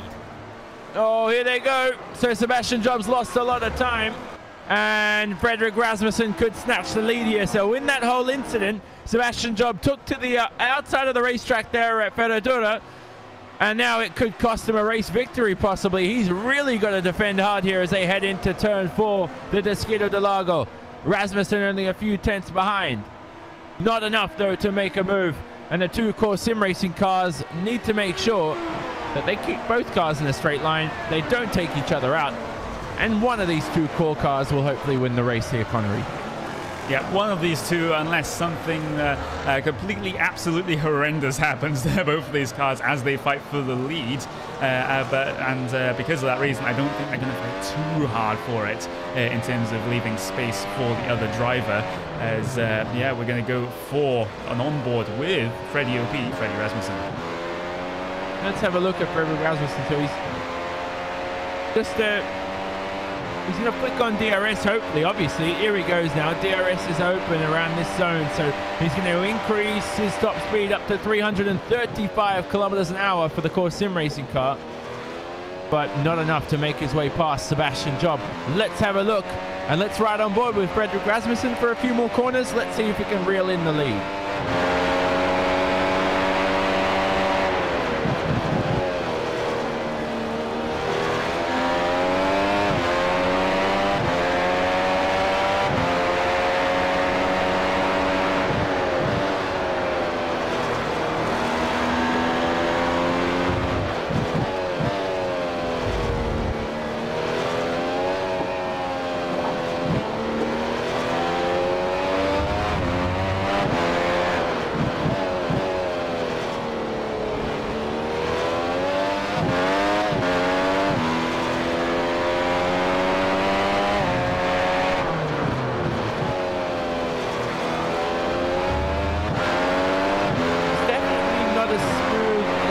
qualifying, Jake. And qualifying, it was just an absolute splendid, graceful lap for Fredrik Rasmussen. But this time around, I think he's really trying to push to beat his teammate. He's under pressure from Sebastian Job. He is, and I think it's almost a validity question here for Fredrik Rasmussen, because Rasmussen's been in the team longer than Sebastian Job has, and Rasmussen has been, for all intents and purposes, labelled the darling of core as things stand. And this is a very strong core that has, like, Fredrik Rasmussen in it, Sebastian Job, Isaac Price with the world's fastest gamer seat as well. They've got 3 drivers that they can easily claim as being the top of core, and they're all scrapping amongst each other to try and prove themselves. Now you've got this straight one-on-one fight between Job and Rasmussen. Even for Rasmussen's efforts, Sebastian Job now questions what Rasmussen does, even in his GT3 career, even though this is a Formula 1 race. Yeah, exactly. So, you know what? I know what you're saying. At the same time, though, Connery, you don't want to overthink it. I think Fredrik, as well, he's very quick. He could figure it out by the end of the season. He could be as dominant as Martin Kroenke in the future. Who knows? It's just about trying to figure out this McLaren. He's done a lot of testing for this team during the year. He's been ready for this moment for more than a long time behind the scenes. So he's a driver where he hasn't just jumped into the McLaren last week and he's got a lot of work to do. He still has learning to do, but he's been practicing all year. So I don't know whether you need to panic at this stage, whether you think, are we just underestimating how quick Sebastian Job is? I think if you're Fredrik Rasmussen, you don't have to panic at this stage. There's absolutely no problem with this. You know, there's 2 completely different, well, not completely different, but 2 different skill sets between this open wheel racing and the GT racing that Freddie is very, very insanely quick at with the Blancpain GT and all related things. So I don't think he's too concerned with Joe finishing, well, might finish ahead of him here. He's just got to run his own race and get P number 2. He's still going to get a good points haul for finishing P number 2. So right now, the only objective for these guys is to just finish in that top 10 in points, no matter if you win a race or not. Yeah, exactly. So the iRacing World Championship Grand Prix Series licenses for next year will be handed to the top 10 of the championship. That's what the Pro Series is about for this season. It's been changed a couple of times, the format, over the past few years, but it always provides a challenge to some of the world's best sim racers, and they will join 30 of the best from this season who have sustained their license in the championship standings. Now, Jake, I want to go back to our point we brought up before, because can I tell you something? Sebastian Job with a year off the World Championship. That sabbatical, it's like taking a year off after somebody finishes high school, for example. It can make a huge difference to your life. For Sebastian Job, it's a huge difference to his racing and sim racing career. He's revitalized, he's got vitality, he could be a new Sebastian Job for the future with maybe a couple of race victories on hand.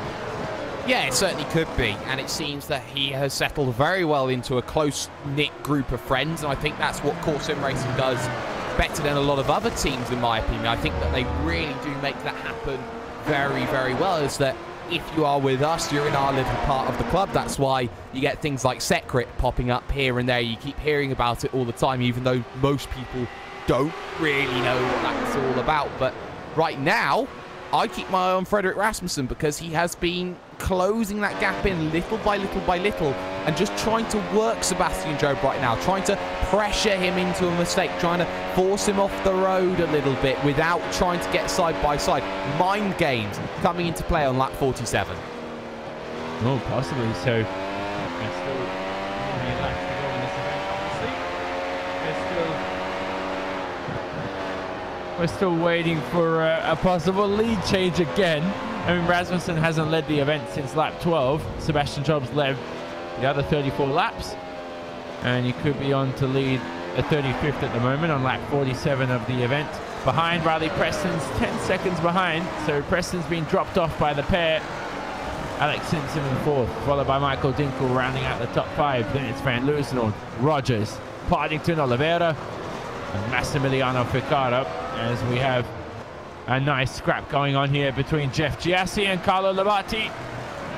They're very close to each other, so Jeff Giassi at the moment He's had a very quiet race, but you know what? The Pro Series experience is very important here, Connery, right? I mean, the driver from Brazil, he gets to expose himself. It's something where a prospective team could say, hey, he's doing impressive. He's consistent, respectful. That's what we're looking for. Yeah, exactly. For a lot of these teams and drivers in this race right now, this isn't a case of we want to get to the Pro Series. It's more of a learning experience, especially for the bottom half of the field like this. It's just to find your feet, try and find where the pace is, and see if you can beat some of those faster guys. You know, you never know what might happen. Those fast guys might have a bad day, and you can gain a couple of points as a result. So those guys are just running well. Yeah, but at this circuit as well, Jake, aero isn't too critical.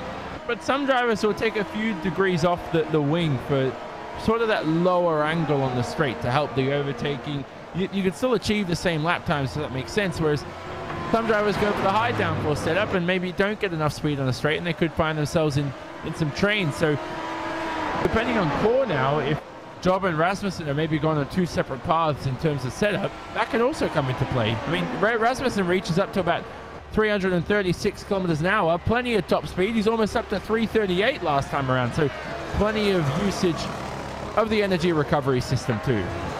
Yeah, and you look at the situation that drivers have, maybe they try and get that higher downforce setup sorted, because that middle sector of the lap, which can be a massive, massive time loser when you get yourself all the way down through, that may be somewhere that Frederick Rasmussen starts thinking about, starts looking at, starts trying to dissect and pick off, and that's maybe why he had such a good one-lap pace, but maybe he's starting to struggle here in overall race pace with that higher downforce going through. To 16 though, out of the machine. That's Fernando Guerrero, and that's a driver that you are very, very fond of. Yep, a very good friend of mine, Fernando Guerrero. He is out of the event. He becomes our third retirement. He's in that pit box for quite a while at the moment. How long's that pit time? I think our live timing screen's wrong. He's out of the car, isn't he? I was about to say, my pit time said 1,300 seconds, and I'm like, I'm pretty sure he hasn't been sat in the box for that long. So he's out of the car, and he's unfortunately become our third retirement of round number 1 for the iRacing Road Pro Series. Never good to retire, Connery. This is, by the way, as we look at a battle here between Orozco and Rasmussen, this is a very complicated car to drive. It's not something that you can just pick up and be quick in. And this is where, if you join iRacing, right, Connery, you should be going through the Rookie Series, go through the Pro Mazda, the Skip Barber, all those other cars, and then finally reach this McLaren, where it takes a lot of technical knowledge to understand it. And you see this in real life too in Formula 1, just very well simulated in iRacing, maybe too well simulated, if that makes sense. Yeah, especially when you consider that the drivers upgrading to this car will be coming from the likes of the Formula Renaults and the Star Mazdas, which are relatively simple cars to set up. But these beasts, they're a completely different beast with the ERS system, the various suspension settings. A lot of the teams, in fact, all of the teams will use software like Motec and a couple of other bits of software to try and fine-tune the setup, look at the graphs, trying to get where they need to be in terms of the setup to try and gain that extra half a tenth. And Jake, the McLaren is, you know, who knows what the next car will be in the future. Obviously, we'll get an update sometime soon. The Williams was the car for many years. McLaren next, but drivers still enjoy this. They enjoy the challenge. You know, pressing all these different buttons on the wheel, that kind of stuff. You just want to focus on racing, I know, but you generally talk to the drivers, and this is also a knowledge type of car. You know, you can't just jump in and just drive and be quick. And that can be a challenge for some drivers who just jump into any car and they're just instantly quick. This car is about setup knowledge, deploying the ERS at the right time. All that comes into play, and that's where you know, a high IQ is very responsible to hire to your team. A driver with very high IQ. I think it works both ways. I think that what it does is it means that you have to be a thinking man's driver, and not every driver is necessarily a thinking man's driver, as Alex Simpson has closed the gap down to 1 second between himself and Riley Preston. Very interesting to note. And I think it also means that it also pushes away certain teams from coming into the Road to Pro. I think that it does push away drivers thinking they can make it, thinking they want to do this. And I think it almost disenfranchises certain people from being a Formula One team and will rather pushes them to maybe the likes of Blancpain and maybe to other series like Formula Renault, teams like Carbon Racing who could very easily go and make a challenge here. Drivers like Mark Jarvis and Angus Waddell, who wouldn't necessarily go and drive this if it wasn't for the fact that they were in a situation where they were going to look and push it. Touche, amen. I don't know what else to say. We got battles on the racetrack now. Alex Simpson within a second of Riley Preston for that final podium position. That battle for the lead, by the way, is ongoing between Job and Rasmussen. They're within 0.3 to half a second now of each other. We were watching Ricardo Orozco for quite a while. He's maybe going to have a look on Nicholas Rasmussen. I feel like, I don't know how this works here, Jake, but I feel like Nicholas Rasmussen's been passed by 100 cars, yet he's gone up 5 positions. How does that work? I don't understand. He's about to be passed by Ricardo Orozco now. Up the inside goes Ricardo. And look at the defensive driving there from Nicholas Rasmussen. He's going to have the inside going at Ferradura here. Roscoe, what a twitch, what a save for Ricardo. And he has to sustain P15 for yet another lap. And there was a lot of dirty air coming over the nose of that vehicle, riding shotgun, shall we say, to Nicholas Rasmussen. And he's lucky that he's kept that vehicle going straight. That would have scared him. Probably witless right now, I think is probably the word that you could say at this moment. So Nicholas Rasmussen, I have to give him credit here. He's had very good pit stop strategy. And yes, he lost 2 positions earlier on, but he's always been in a battle and he's always been having to defend from the front. And when he hasn't made mistakes, he has been very difficult to get past and has proven yet again why he can be that driver who is always very interesting to look at. And right now, you'd have to say, Connery, you know, you're in a situation, you are these drivers looking to go through. If you're in a battle at this late stage of the event with, what, 18, 19 laps to go, you're looking to try and have this major push to get yourself to the end. It's always going to be about holding in.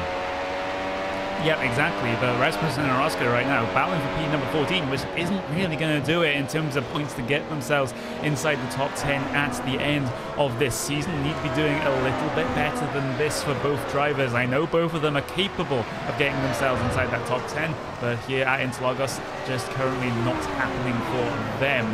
As I'm looking back towards what's going to be the battle for P number 2, that is still closing up bit by bit by bit. Alex Simpson definitely on a charge right now, getting within the DRS zone of Riley Preston, but still no door opening for him at the moment. No doors opening then. Simpson versus Preston, the gap coming down 7/10 of a second. Rasmussen versus Job, 3/10 of a second. Traffic in front. Jeff Giassi there in the number 26 machine will have to get out of the way here at the Pinarino and very sensibly moves to the outside. No issues at all. Nothing happening just there yet. But Rasmussen, over the past 3 laps, you'd have to say right now here, Johnny, 4/10 of a second over the last 3 laps. Rasmussen's there, but he's got no bite to make it happen. Yeah, at the moment, you're right. It's just that extra edge, you know, he needs the bite.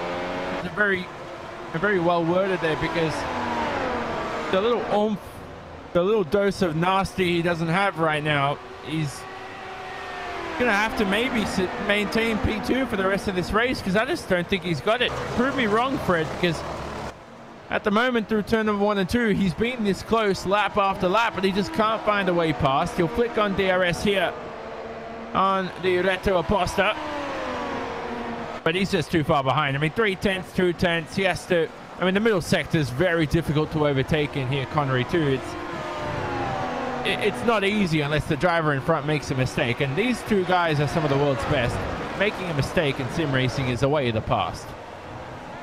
Yeah, it really is. And usually in more tin-top racing, GT racing, you get side-by-side action all the way through this middle sector. But with the open-wheel cars, Freddie Rasmussen goes for a half slide there. Where is Riley Preston? There is Jeff Giassi making his way through. Riley Preston's still way too far behind to capitalize on that one, but heart-in-mouth moment for Rasmussen.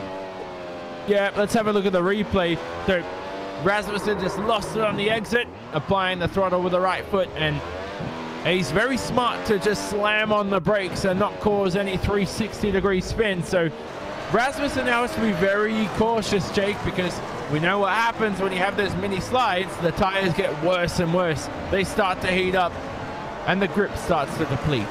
Exactly, and they may be starting to even flat spot after a braking area like that. You're normally told when you go all throughout all forms of racing, please, whatever you do, do not slam the brakes when you go into a spin, because, you know, you're just going to hold yourself out against it. Right now, he did the right thing in that situation. He held his car where it needed to be, made sure that he was very easy for himself to be avoided in that situation. He's lost 4 seconds to Job, and that's probably the victory deciding that situation. But Frederick Rasmussen, we did say at the beginning of the broadcast, Johnny, how will the inexperience come into play for him? How will he be struggling when it comes to that event? There's the first sign of Rasmussen making mistakes.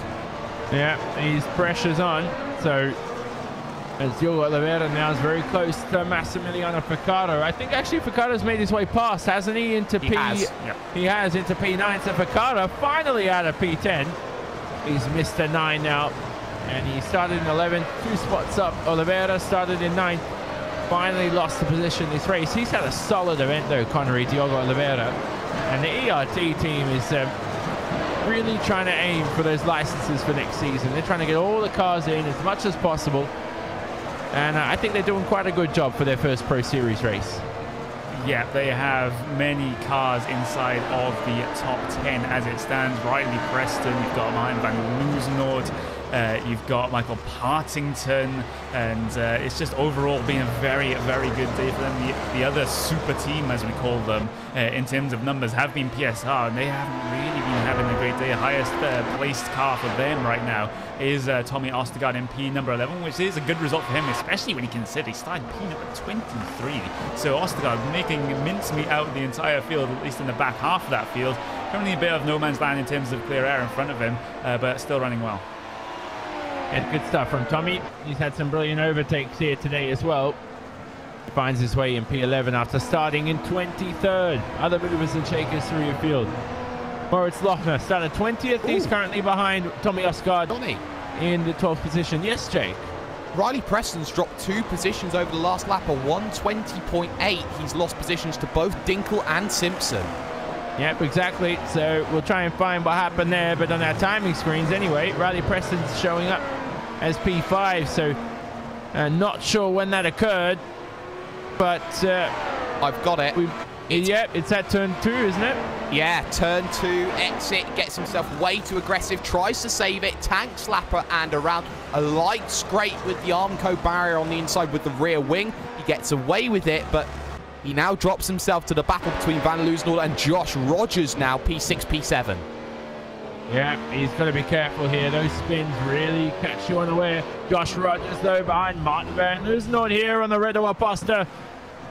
Very close. Not close enough, though, to make a move. Van Loosenhoort, though, has an abysmal exit there out of turn 4. Here's Josh Rogers going for a move at Ferradura. He picks the outside line. Look at the rubber he's got there as Martin Van Loosenhoort parks it on the apex, and Rogers cannot find a way through. An overly defensive Martin Van Loosenhoort keeps P6. Brilliant stuff there. Martin's been racing very well here, Connery, today. We know how aggressive he is normally, and he's really, you know what? Hats off to him. Good stuff. Oh, Orozco around.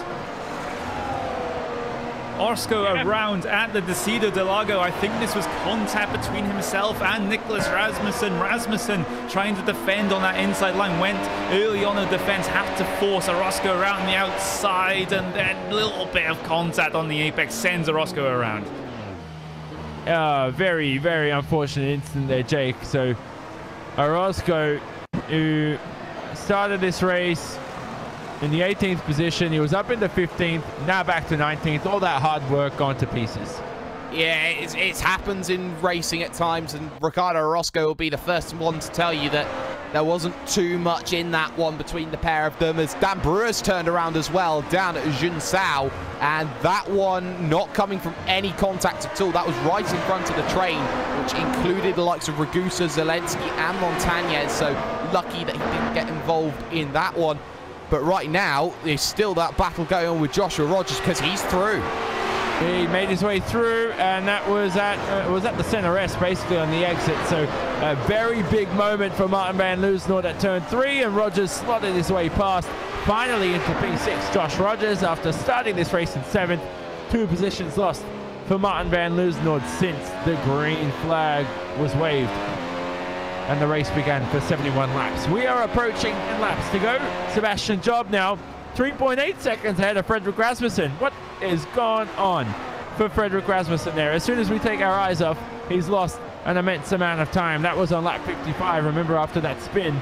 And if you didn't catch it, rewind a few minutes back. Rasmussen hoping that his tires just hoping that they stayed together, right? I would assume for Jake Connery. I mean, I think they're quite up to temperature at the moment. So at the moment, he's gaining time on Sebastian Job, but he's just, I think it's too little too late. And what can he do though, Jake, right now? He's got 3-4 seconds back. There's nothing really he can do at the moment. Well, there is something he can do, and that is continue to apply the pressure on Sebastian Job and hope he makes a mistake. It's the Senna-Prost effect that comes into play. It doesn't matter how far away your driver is, whether it's 3 seconds, 0.2 of a second, 45 seconds, a lap. You keep pushing, you keep applying that pressure, because you know that if you stop making that pressure, people will start making things happen. And Sebastian Job with a horror lap of 13.8, effectively a 13.9. Look at that, the gap now suddenly down to 3 seconds, and now it's 0.3 of a second a lap he needs to get himself back to Sebastian Job. Job's got pressure now. Freddie's coming. Yeah, I agree with Jake there, Connery, but if you look at the other side, I mean, Sebastian Job kept Fredrik Rasmussen behind since lap 12 of the event. Fredrik couldn't find a way past. Is there a reason to be nervous for Sebastian? No, I don't think if it's Sebastian Job, he should be nervous really at all, because he knows Fredrik Rasmussen had that little half spin. His tyres are pretty much overcooked right now, and it's, again, look at the twitch coming out of the corner there, out of the left-hander. Rasmussen's tyres aren't surviving at this stage. He's got 10 laps to go. He should be able to keep it on the grey stuff and get it to the end, but that is also another warning to a couple of other drivers out there that these tyres, they're going off very, very quickly. Yeah, it's towards the end of the stint, so you'll see a couple teams here struggle. Let's have a look at how ERT go in comparison to Apex Racing UK in that battle. But Sebastian Job will cross the line. 10 laps to go in this event, and he leads by 2.9 seconds ahead of Fredrik Rasmussen. Fredrik chips away another 1/10 of a second on his teammate here. He still has a shot at victory in P2. Alex Simpson in P3, he was gifted that spot after Riley Preston's spin. Preston in 5th. They're split by Michael Dinkel in the 4th position. That's your top 5 for the event with 10 laps to go. The rest of the top 10, it's Josh Rogers. Splendid race from him so far. He's made some great overtakes. He's been graceful through them all. He's in the 6th position, just ahead of Martin van Moosnoord, who's dropped off rapidly from Josh Rogers after that overtake. He's 2.1 seconds behind Josh. He's in the 7th position. Michael Partington 8th. Massimiliano Picard, solid race, solid job, quiet stuff. That's what you want out of a driver. Good solid points for him. He's in 9th. And Diogo Oliveira is in the 10th position. Just looking out from the outside is Tommy Osgaard. He's in 11th. But every point matters, Jake, with 10 laps to go, because you never know what it might come down to on the 27th of January. That final round, those top 10 spots are critical. They are, and any points, if it's even 11th position, maybe 10, 11th place finishes, gets you a spot you don't know how everyone's going to drive every single week. You've got to make sure that you are making something happen in the final stages of this championship, at any stage of the championship. One driver may miss a round in the late stages. There may be no chances for you to recover. And it even comes down to battles like this one with the 18 and the 23, Jorge Montañez and Giuseppe Ragusa going at it together. There's got to be a chance at any given point, and a poor exit there for Montañez. Thought about the inside, the door was shut by the driver of Giuseppe Ragusa. These points mean everything, because if someone starts messing up front and people get involved in incidents, those consistent points bring you back into the title picture. Yeah, exactly so. I'm going to look out for that. Zoran Jonic right behind Dan Brewer and Tion Sao. This is very close.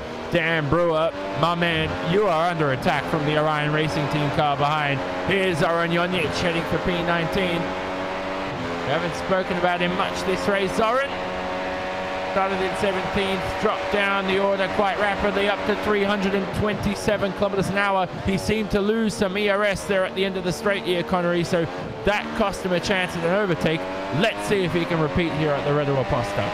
Yeah, meanwhile, Montana's went through on Ragusa, but here comes Zoran Jonjic over Dan Brill with the help of the DRS heading down towards the Desierto del Lago, but it doesn't seem that there's any ERS power in that Orion race team car as he heads his way down the inside, still manages to complete the move, but even with the DRS, he basically just stalled out before the braking zone. Still manages to get the move done, but perhaps a little bit harder than he perhaps would have wanted it.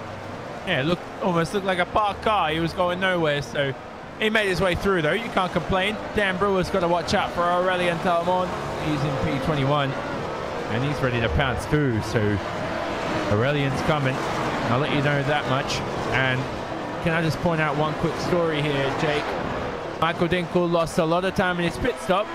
He's creeped all the way back up to teammate Alex Simpson. Remember that we've got a battle for the lead going on between one team, of course, in racing, and a battle for the final podium position with another team. This is like Mercedes-esque versus Ferrari / Red Bull / Williams in 2014, for example. And Orozco is out, officially classed as out of this event in the number 5, so his day will be done. But yes, I do agree with you, Johnny, in the sense that we are seeing inter-team battles in that sense, but the big difference is there's no advantage for that team up front. This is all, everyone has the same tools to be working with. All they've got to work out is the setup better than someone else's. And it goes to show you, if you can gain 15 seconds on very quick rivals who've proved themselves over again, that's a very, very big thing that keeps yourself going. And the word is, Johnny, that it's an instant limit 15 hit. Yeah, so good stuff from Connery Maddock. Behind the scenes, Connery. Was that an instant limit, right? He got a 1x off track just before he went out of the race. So that is me putting 2 and 2 together. There you go, Jake. Jake, have you ever been disqualified for an incident limit before? Oh, yes. Yeah, mate. How many times? Half your races? 3/4? No, just messing around. You're a better reporter, though, than you are a racer, surely.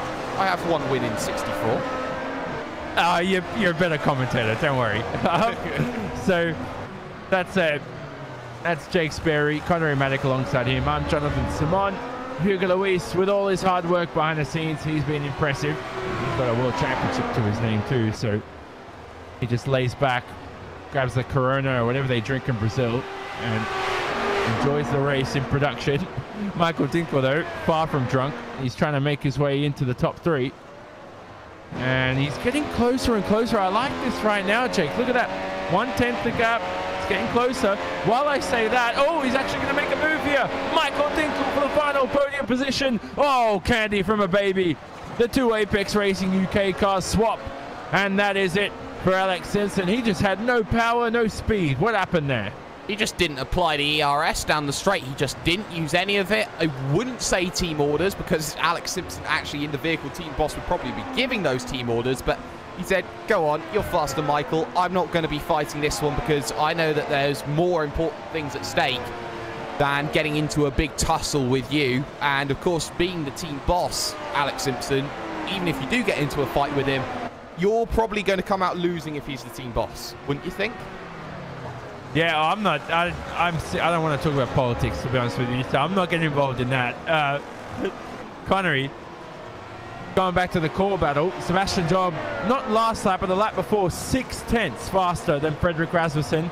Another lap before that, about 3/4 faster if you're following RaceSpotTV /timing. I think this race is done for P1 and 2 unless a mistake happens.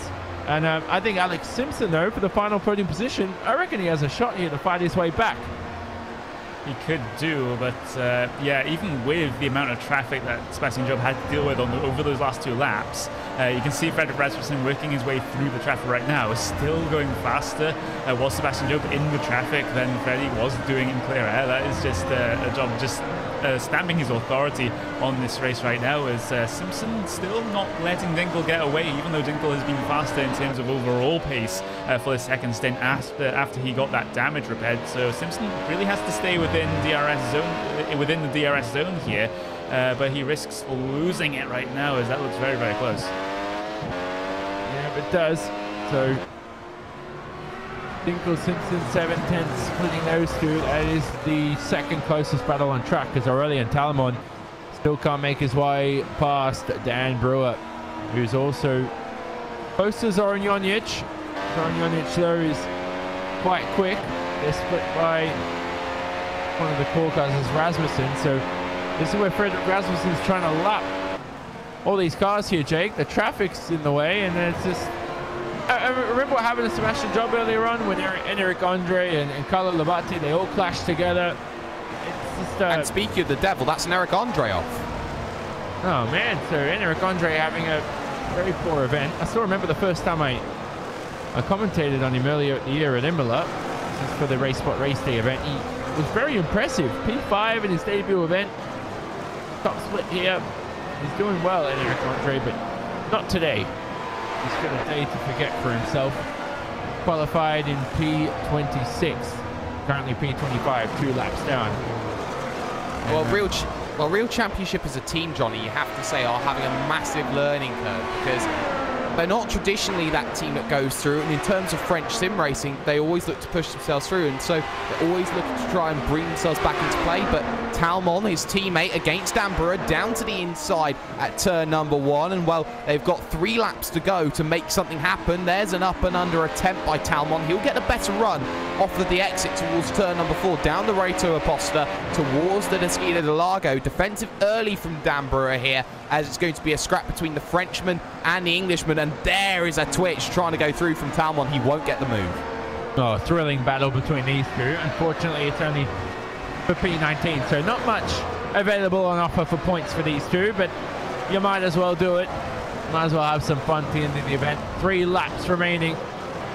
Sebastian Job has never looked back since that lap 12 overtake. Alex Sadler very close to Moritz Lochner. This will be for P12.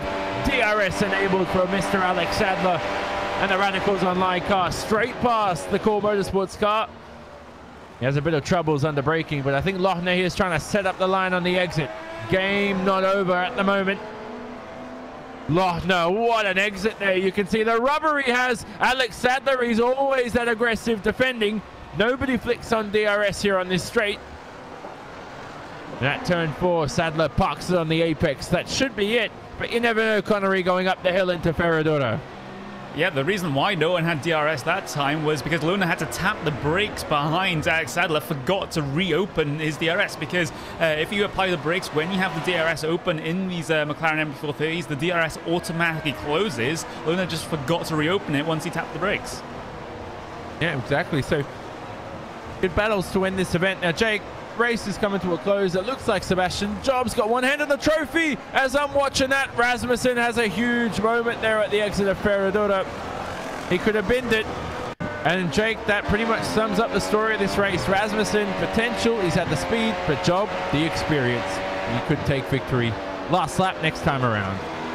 Last lap this time around. So right now, Fredrik Rasmussen, you feel that there are a few areas of his game he now needs to learn and develop for the next week's worth of action. Well, Freddie needs to know that Sebastian Job looks like he is going to be meaning business. The white flag will be classed as out for this one. 1 lap to go for Sebastian Job, and a welcome return to form, and a welcome return, and a welcome return of intent. Yeah, brilliant stuff. I mean, Connery, what a race for Core Sim Racing 2. A 1-2 finish. Apex Racing UK at the moment on par for a 3 and 4. Yeah, pretty much everything is going to plan right now for Core Sim Racing, with just 3/4 of a lap to go for Sebastian Job to get himself towards the checkered flag. His first win in quite a while after taking that year off from WCS competition. He is back, and he's back with a vengeance. It definitely is, Sebastian Job. Look at the rubber here at the end of the race. Well simulated. Tarmac getting darker and darker, but that is not worrying Sebastian Job. Only ever finished P2 in the World Championship, never claimed victory, but when it comes to the Pro Series, Sebastian Job is the cream of the crop. He's on his way towards what should be a scintillating victory. Only a few more seconds to go. What a victory for Sebastian Job. He wins round number 1 of the iRacing Road Pro Series. Brilliant stuff. And Core Sim Racing claim a 1-2 finish as Fredrik Rasmussen crosses the line, and he celebrates dearly with first and second. Then we wait quite a few seconds for Michael Dinkel to come home in that final podium position. What a way to begin round number 1 for the Apex Racing UK team. Alex Simpson right behind in 4th. And Riley Preston for ERT. They'll be happy with P5. It's some solid points for them. But what about Josh Rogers, the young man in P6?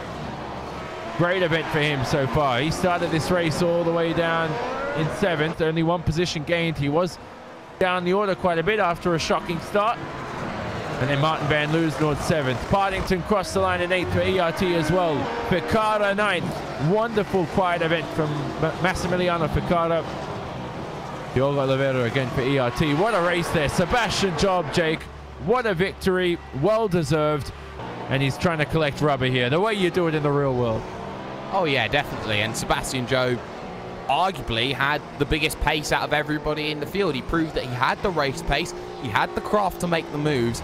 And more importantly, when he was put under pressure, he knew exactly what he needed to do to keep himself in that situation where a lesser head or a lesser experienced head would prevail like Rasmussen did here today. Not to say Rasmussen's a bad driver at all. To be 4.4 seconds behind is still a very good achievement, but what could have been if the mistakes hadn't been there? I think Sebastian Job can be very proud with this. I think he'll take this momentum very much so into the next round and look to try and take a win in the overall instead of looking to just try and take this win in this one race. Yep, the Brit and the Dane in 1 and 2. Connery, Michael Dinkel, Alex Simpson, 3rd and 4th will be very pleased with that result. And you know, for them, joining a very strong Apex Racing UK team for next year, I don't think they were expecting their young guys to be that quick. Marcus Jensen, Jamie Fluke, Peter Berryman's always been quick, obviously, but you know what? For those two, if they get the license, if they finish in the top 10 in this championship, they join the 40 for next season. I'm very worried that Apex Racing UK here could be one of our best teams next season. Yep, they could well be, but you also have to remember that Alex Simpson only did 1 race in the iRacing World Championship Grand Prix Series last season, and ended up finishing bottom of the table as a result. But if he wants to come back to this series, he's been doing well, very well with P number 4. He probably will qualify into the WCS next season with more results like that. But I think the focus should be more on Michael Dinkel rather than Simpson. Yep, exactly. So let's take a look at our final race results for round number 1 of the iRacing Road Pro Series. It's Sebastian Job after 1 hour and 27 minutes with victory for round number 1.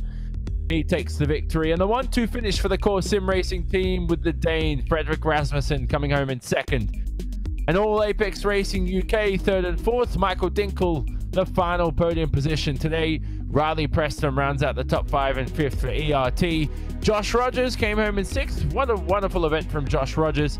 The young man will be very impressive in the McLaren for sure. The more he learns, the more than experienced Martin van Loosnoord in 7th. The brand new Michael Partington in 8th. Massimiliano Ficarra, quiet race. What a splendid job from him. 38 seconds away from victory, followed by Diogo Oliveira in the 10th position. The rest of the drivers on the lead lap, we saw Tommy Oscar with some brilliant overtakes today. He started outside the top 20, came home in 11th there, only 43 seconds away from victory. So brilliant stuff from Tommy. Alex Sadler, a bit of work to do, but he comes home in 12th, just a minute behind, followed by Moritz Lochner, Nicholas Rasmussen, Jorge Montañez, and Giuseppe Ragusa all on the lead lap. Bobby Zelensky just out there along with Zoran Jonic. The drivers, unfortunately, who didn't finish today, Ricardo Orozco, he was 9 laps behind with a late drama. Fernando Guerrero as well, Boris Spolstra, and Matt Busser earlier on in the event, unfortunately, did not complete round number 1 of the iRacing Road Pro Series for 2017 to 18.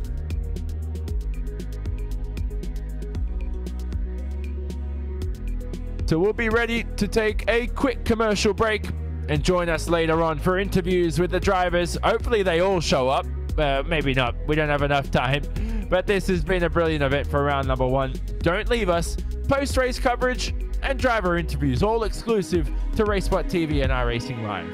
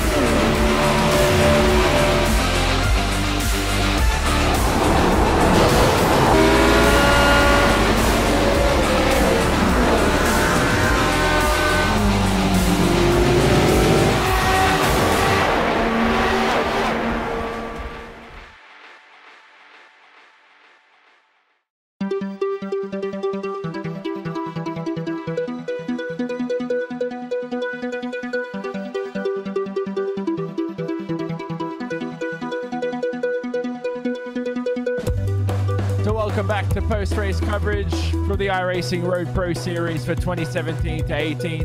What a victory for Sebastian Job and for the Core Sim Racing team. And Jake, just a couple of points to note before we speak to Sebastian, our race winner. 1 hour, 27 minutes, but he won by 4 seconds over his teammate. More importantly, 17 seconds over the next nearest competitor. Is that dominance to you over this long event?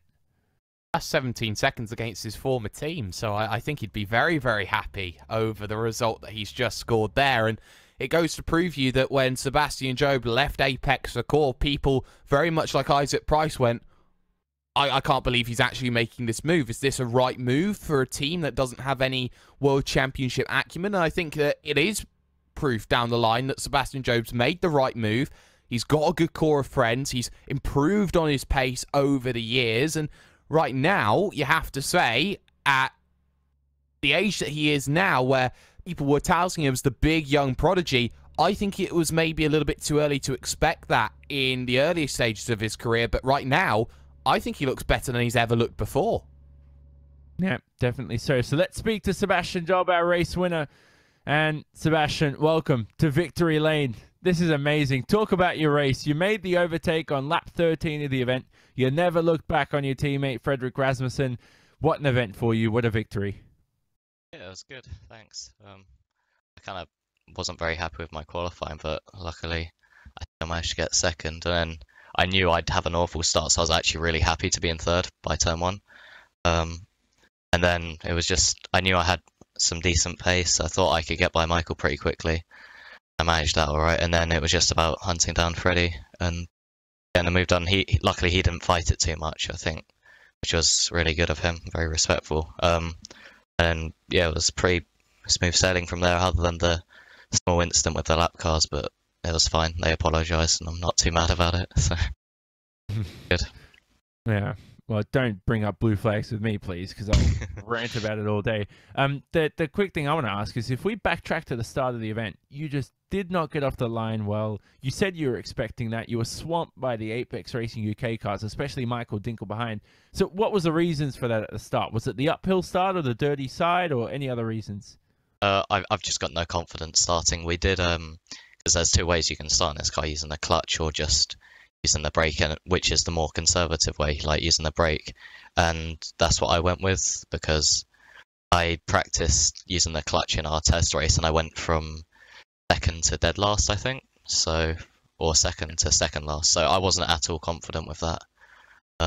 And yeah, I knew it was the slowest start. I knew they'd be quicker off the line. I was just happy to minimize it to just third. And talk about your race with Frederick Rasmussen, a good teammate of yours. You're in a new atmosphere.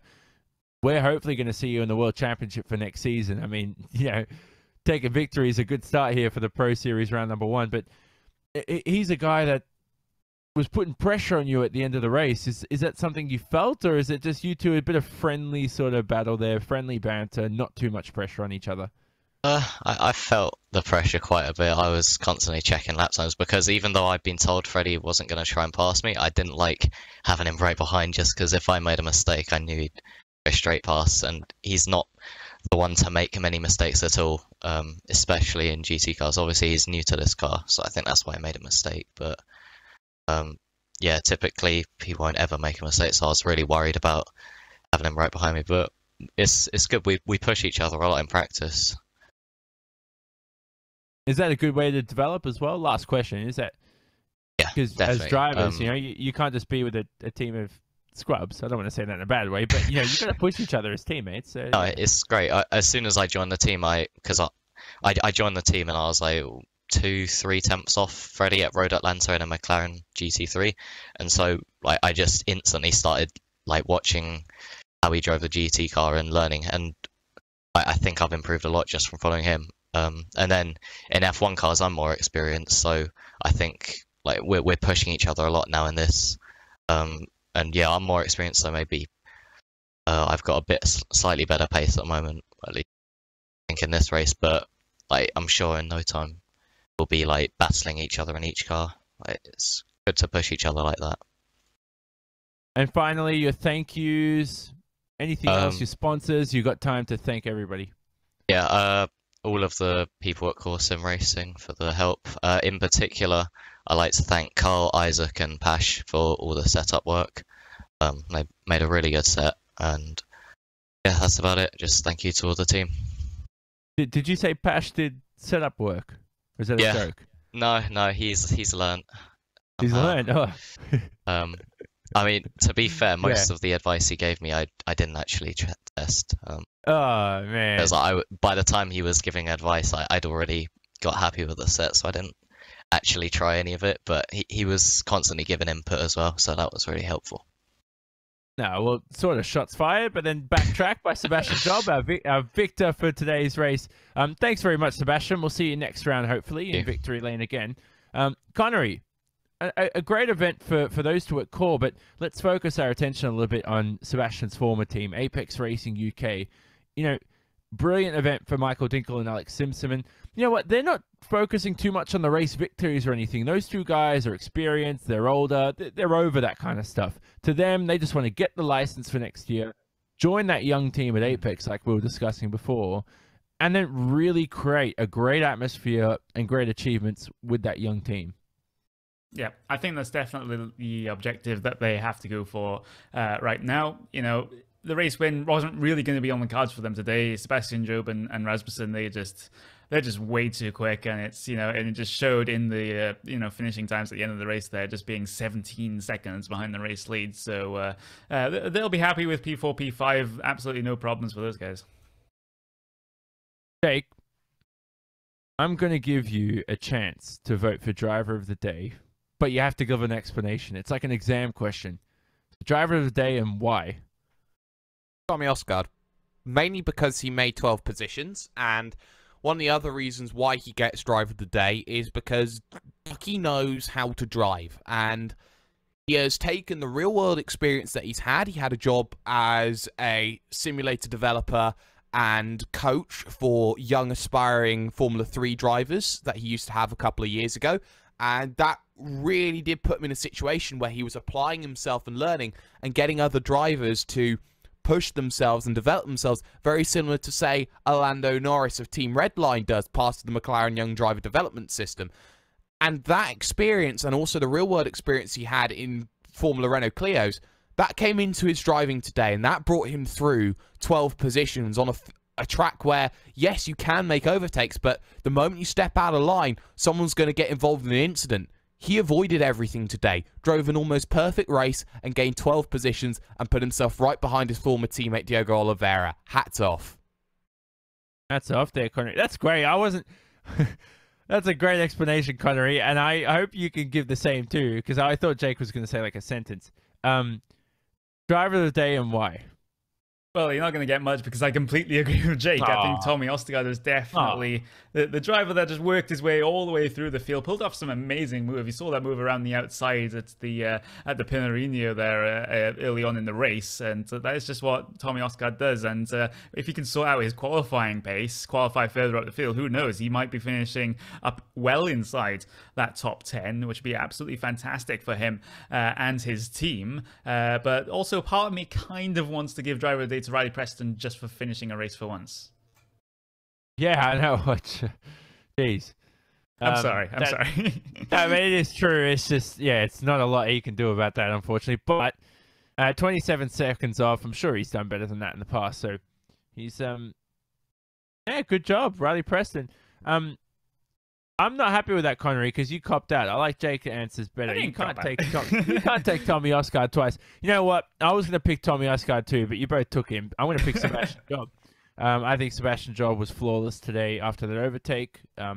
Definitely, he wasn't happy with qualifying. I mean, he was half a tenth off, and yeah, needed to really to make that matter. So now we're going to wrap up for round number 1 of the iRacing Road Pro Series for 2017 to 18. Now, don't forget the next race will be next Saturday, the 11th of November. That's a 1-week break. 70 laps around the Circuit Gilles in the virtual Montreal, Canada, that hosts round number 2 of the iRacing Road Pro Series. Coverage will begin at 1:30 p.m. GMT as usual. That will be on RaceSpotTV, stream live on iRacing Live. thanks to you viewers today. We had a whole lot of viewers watching for round number 1 as always. It's been a brilliant broadcast. Thanks to Connery Maddock, Jake Sperry alongside me. I'm Jonathan Simon. Hugo Luis, our producer, Istvan Bilal, who ironically was also racing out there today, was also managing our TV cameras. You talk about guys who can multitask. Great stuff from Istvan Bilal. Andreas Warner from Amware Design, Simon Grossman, Overlay Animations, and Nick Thiesman for RaceSpot.tv/timing. This has been a RaceSpotTV presentation broadcasted on iRacing Live as we say so long from the wonderful Interlagos in Brazil.